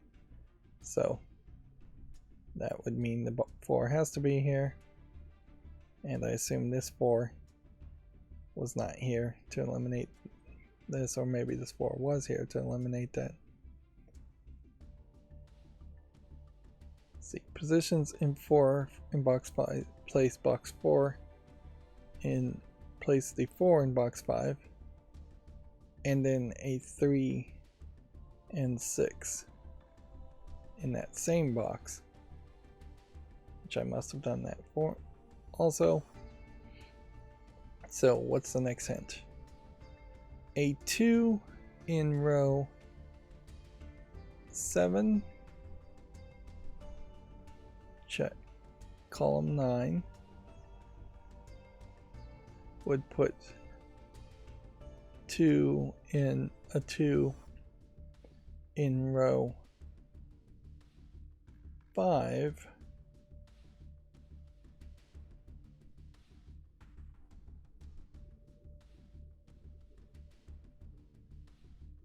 column 7.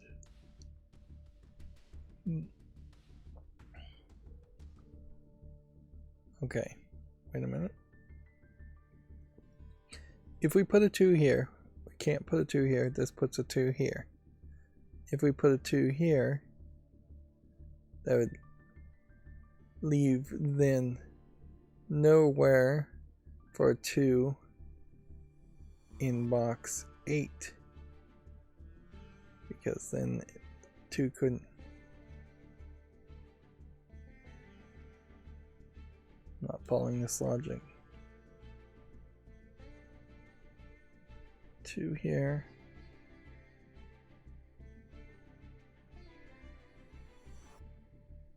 Means the 2 couldn't be here and couldn't be here. Meaning this would be a 2, which then would eliminate that. Oh. I have no idea how I'm supposed to think about that and achieve that epiphany, though. This 2, if one of these 2 have to are 2, then this can't be 2. And then this would have to be 2, and this can't be 2. If this is 2 by knight's move, and this would have to be 2 if this is 2, because I would eliminate that. So, moving very backwardsly, that's not 2. Okay. So then that gives us a 7, 9 pair at that point. And we can go ahead and solve that too. And let's see. Means there's either a 2 here or 2 here. And since there's a 2 in this row, that means that has to be a 2. Which then brings us down to a 2 being there.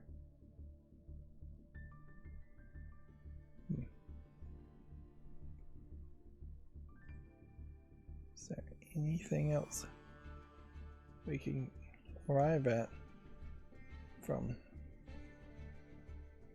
this?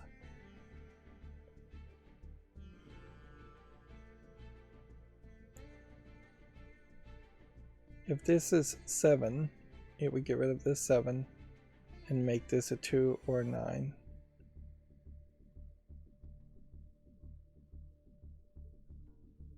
If this is a 9, it would get rid of the 9s, make this a 2 and a 7.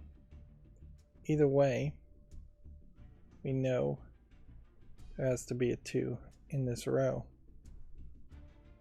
which we kind of also backwards logic had already proven that. If there's a 2 here, then there can't be a 2 here. If there's a 2 here, there can't be a 2 here.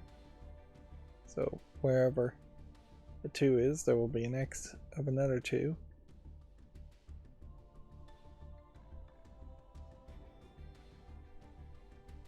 Which means, I'm really trying to rack my brain here. One of these two has to be a 2. This can't be 7 and 9 and 2 and 7, or 7 and 9 and 2 and 9. But what if this was 7, 9? No, one of these has to be a 2. Which means these two can't be a 2.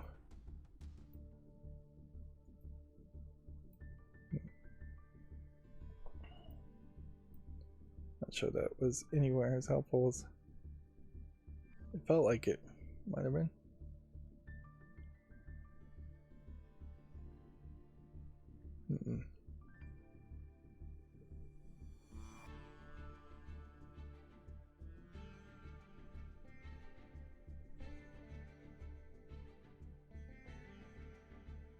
Yeah. Let's just go through all the numbers and see if we can figure anything else out. I bet we probably can't.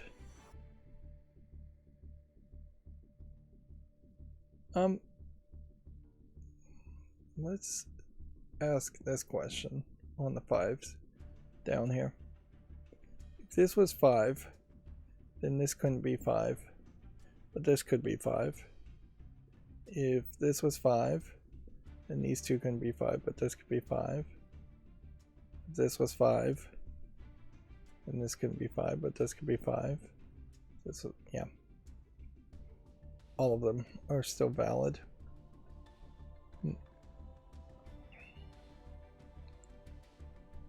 The 2 in row 7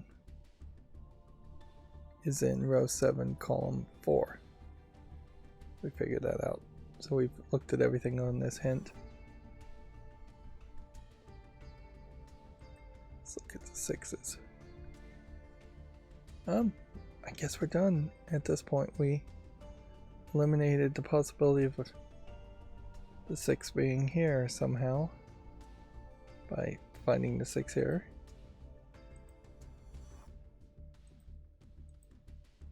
Okay. That leaves us with just a 3 and 6. I imagine this is 3 and 6, and this is 3 and 6, or vice versa. Or something like that. 7s.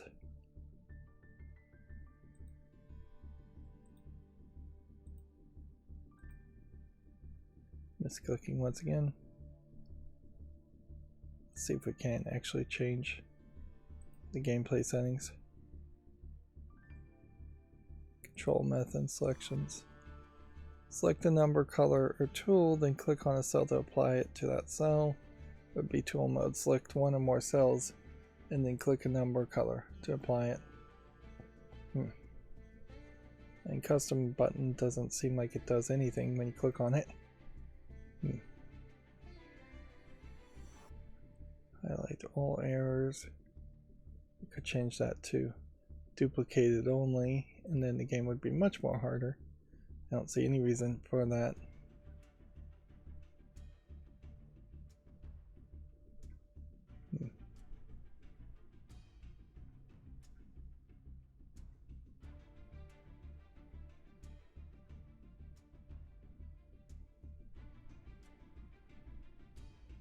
I wonder what the presets here are. Preset could be the web app or the default. Interesting. Well, I don't know which is which, but yeah, I guess that was a small break. We could call that a small break, at least. If I put a 2 here, it would eliminate these. Then that could be 2. And that could be 2. Put a 2 here, it would eliminate this. And then that could be 2. And that could be 2. If this was 2, then that can't be 2, and that can't be 2, can it? No, it can't. That can't be 2, because Knight's Move would eliminate the possibility of any 2 being in this center square. So I should have relied on the center square and the Knight's Moves more to reach my conclusions, I think. Okay. That means we have a 5-9 pair here. And for some reason, we can't have a 9 here. I don't know why that would be the case.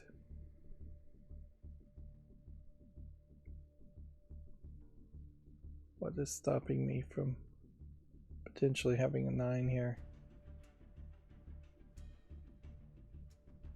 If this was a 9, it would not affect whether a 9 was here. If this was a 9, it would affect whether a 9 was here. I'm just going to mark that as potentially being another 5-9 pair.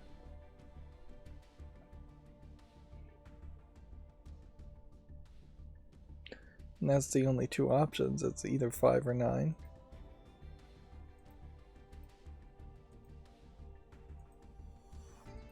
Which means that this one has to lose the 5 and the 9. And this one has to lose the 5 and the 9. And we can't have a 2 here because there's already a 2, so that has to be 7. That has to be 2.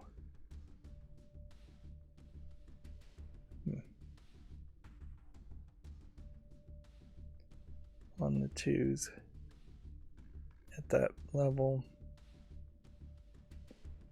Still can't do anything by Knight's Move to be done with the 2s. On the 7s by Knight's Move.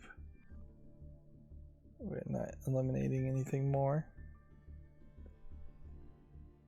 We have another 5-9 pair here. Just pair it up. 5-9 here, 5-9 there, 5-9 here. It's going to be 5-9 everywhere. Let's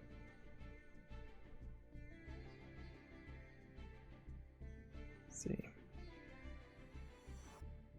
Which means one of these has got to be 7. One of these can be 5, and one of these can be 9.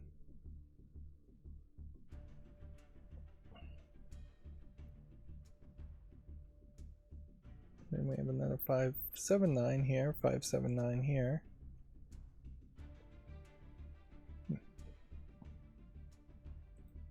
think we probably are closer to being done than it might seem. Particularly if I can just remember to do the Knight's Path comparisons. If this was 5, then this couldn't be 5. This could be 5. If this was 9, then this couldn't be 9. This could be 9. It's unconsequential that this 5 by Knight's Path would eliminate that from being a 5, because that would just be eliminated by General Sudoku anyways.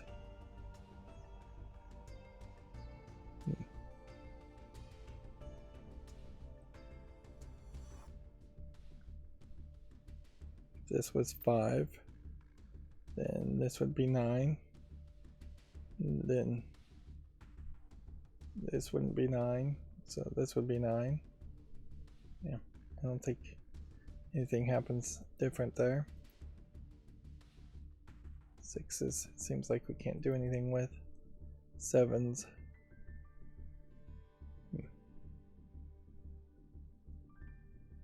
We need a 7 in this row. So if a 7 was here, that works. We need a 7 in this row, so if the 7 was here, that works. We need a 7 in one of these rows. And then there's just no telling on that. And yeah, we have nothing as far as the 9s go. Let's catch back up on hints where we were. We were at hint 3, and inevitably there is a pair. Let's just do this. There's a pair, not that color. Let's go with that color. There. That's a pair. And then it's more of a mess here, way more of a mess here. We have another. Maybe I should color code the pairs. If they're 5-9 pairs, maybe they should be oranges or pinks. That's pink. And then if there's 7-9s, maybe they should be reds. Let's see if that helps show anything more. 3 has to be in one of these spots. We've got a 5-7-9 and a 5-7-9 pair.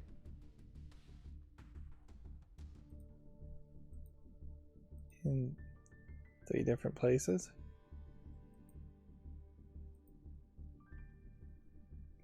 We got a 2-7-9 pair. Of course, if I was going to color code all of this correctly, then I'm severely limited on the number of pairs I could mark.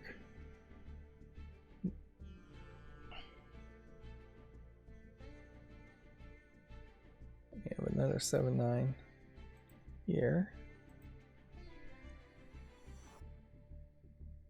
This probably is the better way to use the color coding though, to pair things up. And then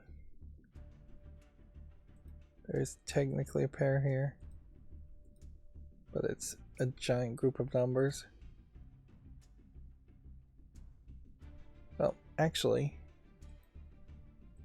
if we know this is 5 and 9, we can go ahead and just mark 5 and 9 off that list. And then that group just becomes 3, 6, and 7.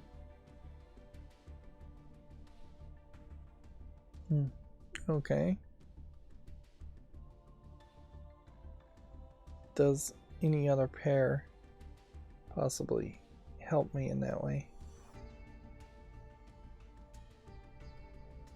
No, because it would have to be like this, where there's 2 digits in 2 spaces, or 3 digits in 3 spaces, and maybe they don't even have to be in a row if I'm just trying to solve a box. But doesn't seem like there's any other options. It's 3, 5, 7, 9 here. Try and highlight that.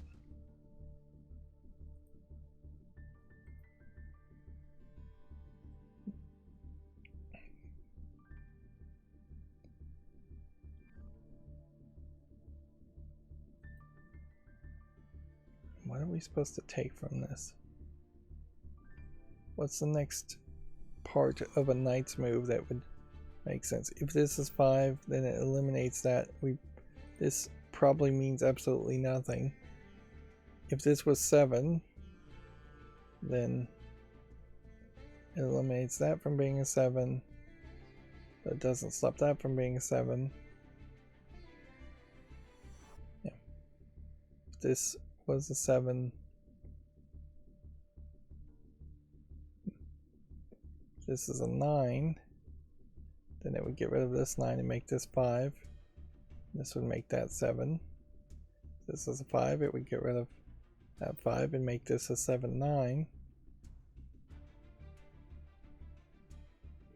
So if we can figure out one thing, will help us with the next.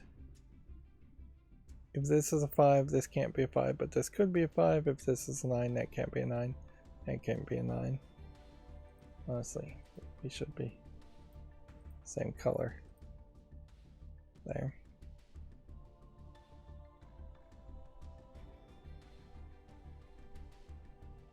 This is a 5. Then this can't be a 5. Which doesn't mean anything. This is a 7. This can't be a 7. This is a 9. Then this can't be a 9. Again, doesn't mean anything. This was a 9. Then this couldn't be a 9. That doesn't mean anything.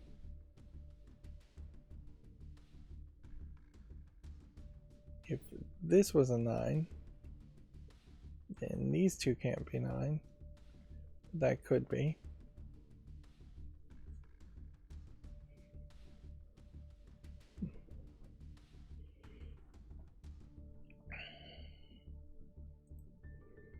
I just don't see any solution, and now I have way too much colorful distractions.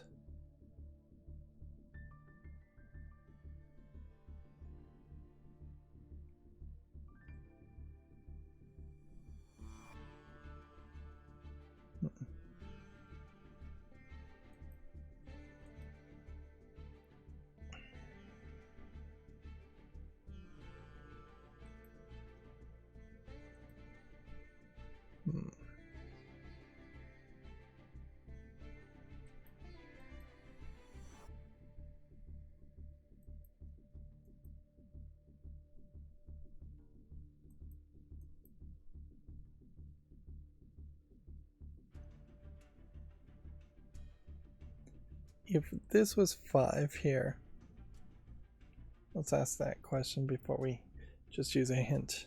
Again, we still have hints that we can use. 115 minutes into this puzzle. If this was a 5, it would eliminate that from being a 5 and eliminate that from being a 5. Which doesn't change much. It also would stop this from being a 5. Which still doesn't change much. If this was a 5, this would eliminate that from being a 5.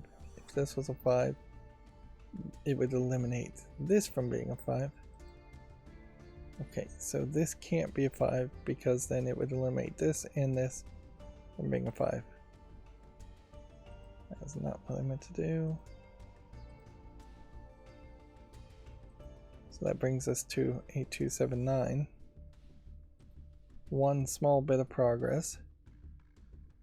If this was a 9, then it would eliminate everything from being a 9 also,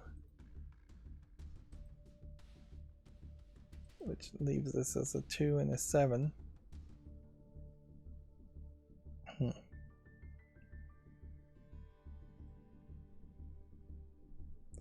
Which I think maybe means something.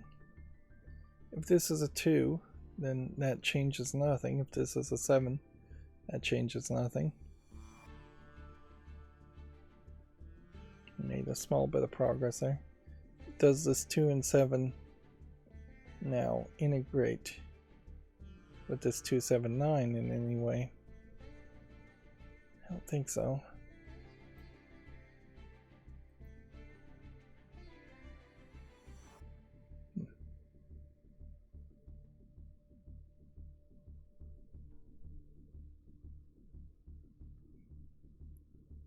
Just trying to look. Really give it the college try.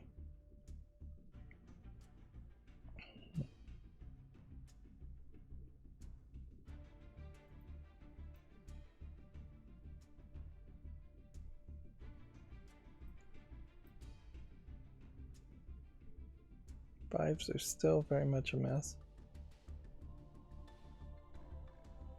Okay, we need a 5 in this row. If we put a 5 here, we could have a 5 here. Put a 5 here, we could put a 5 here. So neither one of those helps. If we put a 5 here, we could put a 5 here. We couldn't put a 5 here. We put a 5 here. We could put a 5 here, but we couldn't put a 5 there.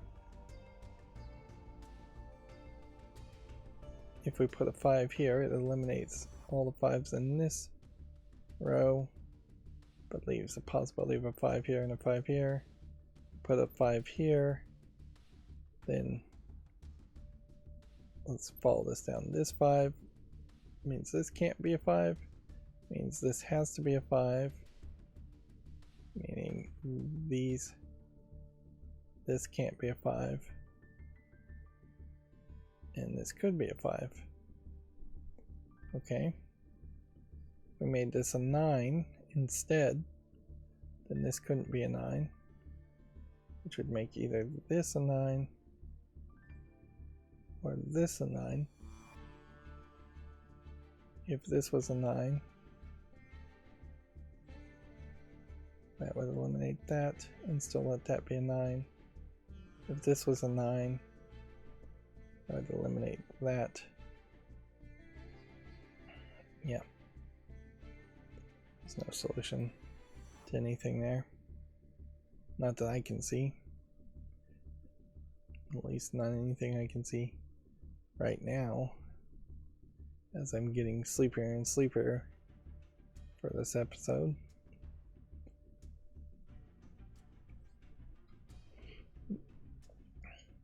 Probably am slowing down at this point.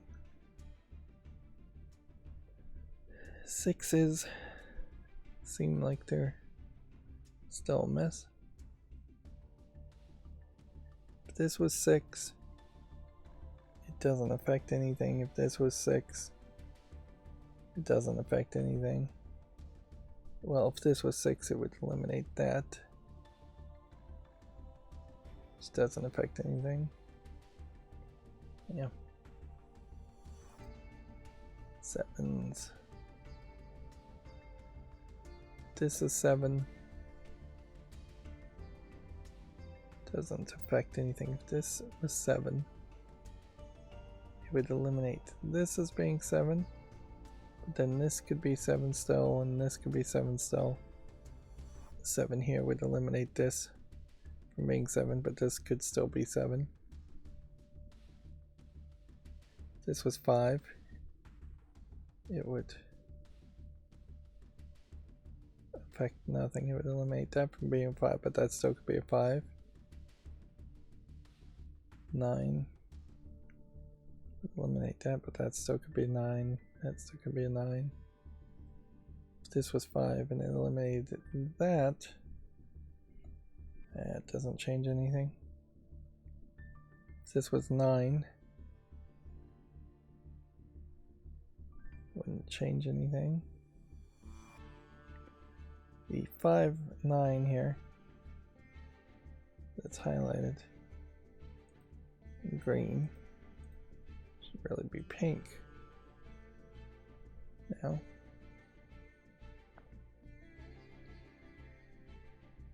This 5, 7, 9.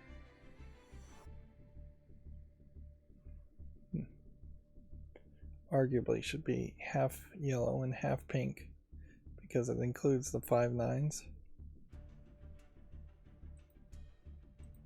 And we can look at 9s. I still heavily suspect, unless there's a crazy looping logic all around the board here with the 9s, which is possible. It's possible that if I put a 9 here, it would then eliminate this entire row of possibilities of 9s, making this have to be a 9, which eliminates this, which makes this have to be a 9, which, okay. No real problem there. If that's a 9, that eliminates those as being a 9. And this would be eliminated as a 9, which would make one of these two be a 9, even if we didn't know which one it was. And one of these two is a 9, and this one here is a 9, eliminating the rest of these. That eliminates the 9 everywhere. I think that's true. A 9 here, a 9 means a 9 can't be here if there's a 9 here, and a 9 has to be here if there's a 9 here, because this option wouldn't be valid anymore, and then this option wouldn't be valid because of this. So it kind of circles around back to eliminate this one, goes this one, telling me this is not a 9. It's got to be then a 5. And then, really? I'm wrong.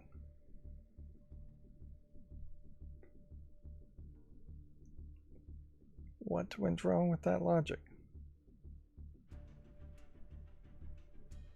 All errors are supposed to be highlighted.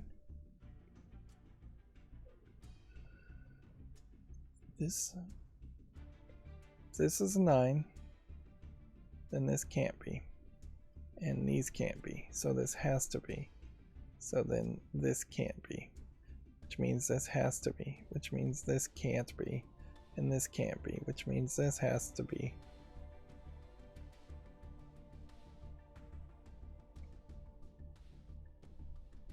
Which means these can't be.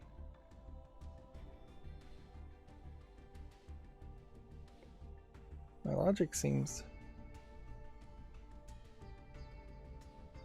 correct, and yet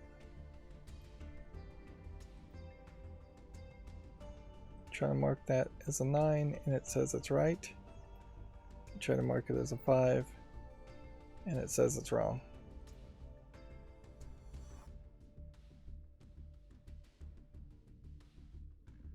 Okay.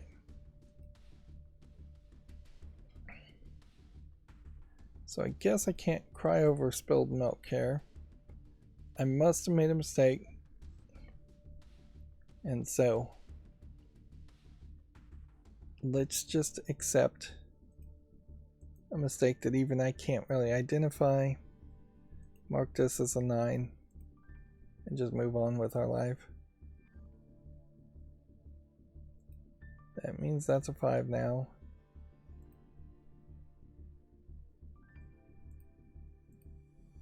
Let's go ahead and get rid of the gaudy coloring.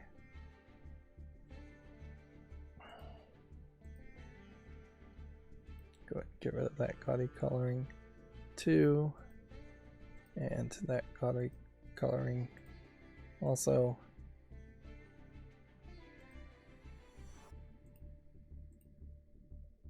Nine,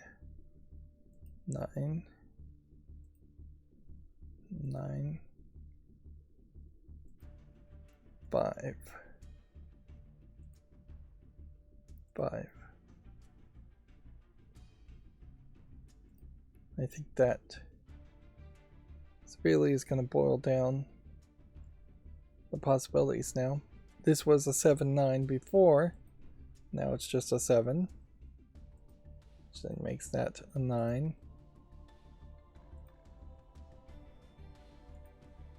So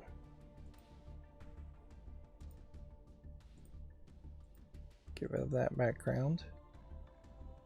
This is a 7 now. This is a 5. This is a 7. This is a 9. And this is a 7.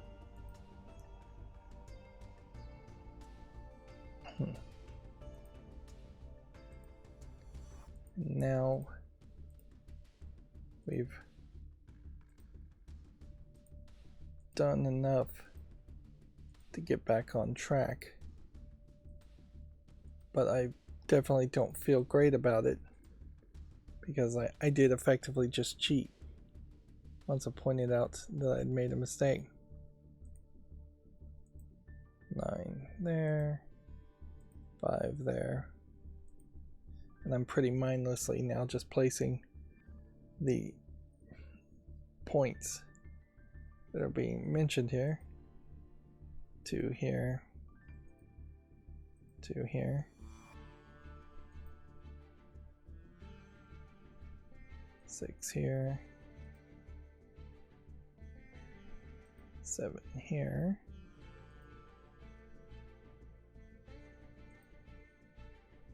9 here, 5 here, and a 5 here. Another 9 here. We're done with 5s now.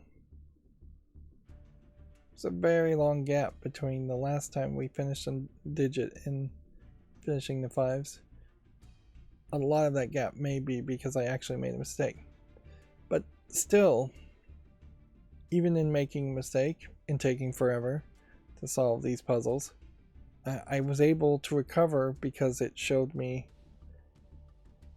when I made a mistake right when I made a mistake, instead of waiting, potentially changing the settings in this game and having it only show me duplicate numbers or showing me no errors, which that would be way too difficult for me. You know that there's a 2 here and there's a 2 here, which this is going to effectively finish off the 3s. Then this will finish off the 7s. We only have the 6s and the 9s left. Should just go ahead and get rid of the 6s. So we only have the 9s left. Let's go ahead and select all of these so we can have the proper appearance at the end, or hide that we had to heavily rely on the game itself to help me by highlighting one major mistake and by using 3 hints, which in fairness some of the other puzzles have taken a lot more. Let's go ahead and see what the next hint would have been. And so we're just certain about it. A 2 in row 7 would put in row, no, a 2 in row 7 column 9. If there was a 2 here, it would put row 5 column 7 and row 5 column 7 and row 4 column 6. What?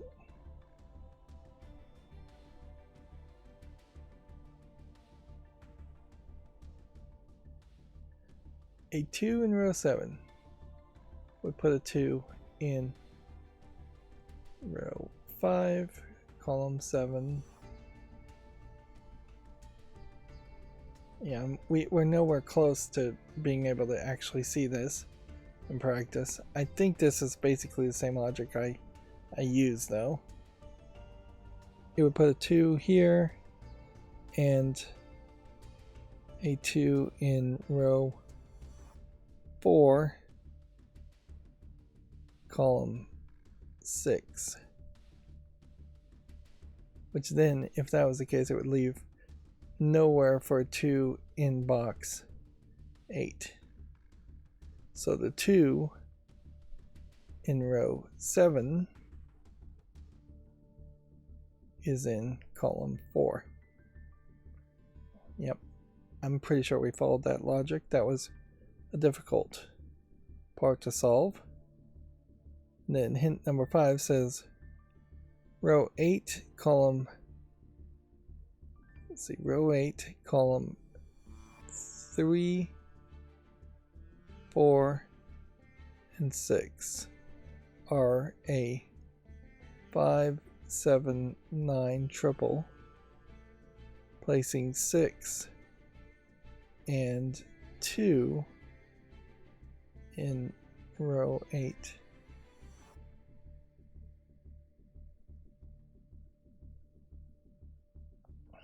Okay. And then there is a 3-6 pair in box 4. So there would have been a 3-6 pair, which I guess we're supposed to be learning for certain number triples or certain pairs. Actually, I don't think it means anything. I think you could have any kind of pair or any kind of triple in your basic Sudoku. Maybe some of the variants makes pairs make more sense. There's a 3-6 pair in box 4, and 7 can be placed there. So somehow this 3-6 pair helped place that 7. If row 2 column 6 is a 5, which it isn't, then is 5, then the 5 in column 3 is in row 8.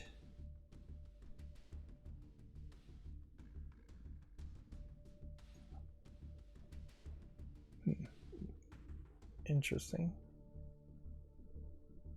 Then there would be nowhere for a 5 in box 8. This seems weird because if... Let's try to read this again. This is hard to wrap my brain around. If in row 2, column 6, there is a 5, there isn't a 5. Then the 5 in column 3, somewhere here, is in row 8, column 3. Which I have that marked as a 5, when it's saying that it shouldn't be.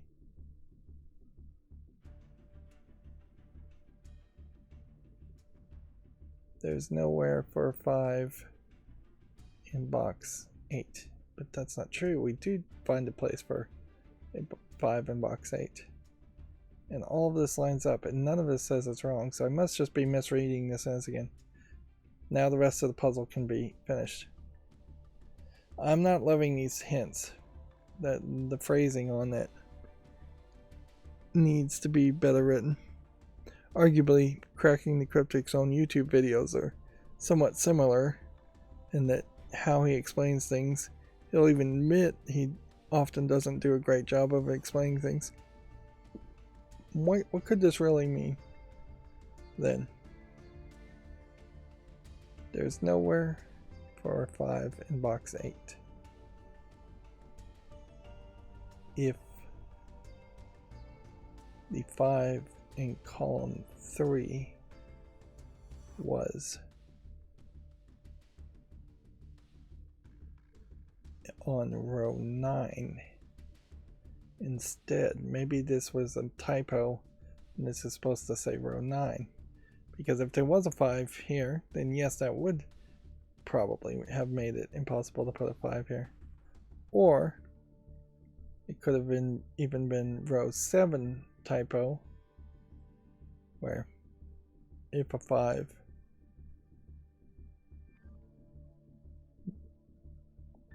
was here, maybe that. No.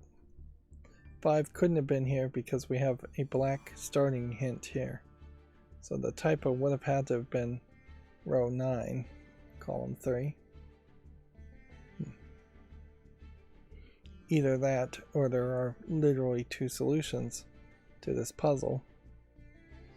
And I don't see how there could be a solution. You'd have to put the 5 like here instead, and then a 5 down here instead. And then you'd have to move the 7s and the 8s around. You'd have to just continuously shuffle things, which actually that might work, but there, yeah, if I put this 2 here, and so this was 7-2, and then this was 8-5, and this was 2-8, everything else would probably still fit.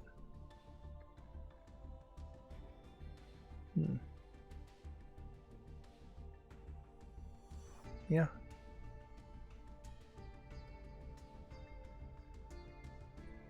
I almost want to experiment with that and see if that's possibly the case.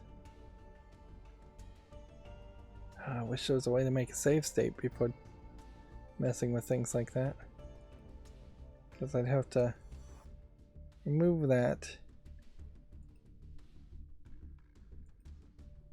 and then do that, and then do that.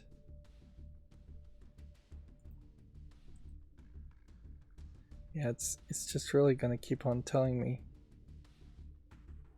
that I'm wrong.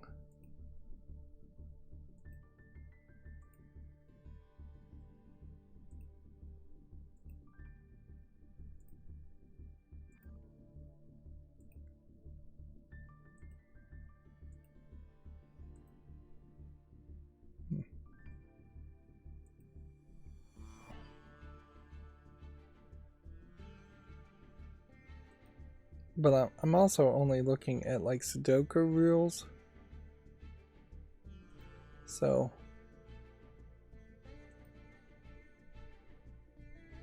it might actually, with the Knight's Path rules, mean all of this is wrong too. Yeah. 7 here is blocked by Knight's Path rules. So if we were just doing regular Sudoku, this would be viable. And I guess this does tell me that you can make at least several mistakes without it really caring or giving you any extra penalty.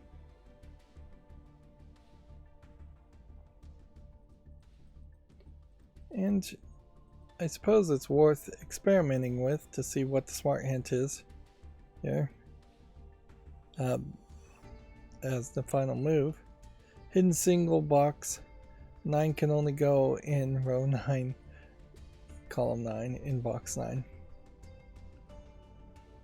Which, yeah. I really guess I couldn't have expected anything different. Yeah.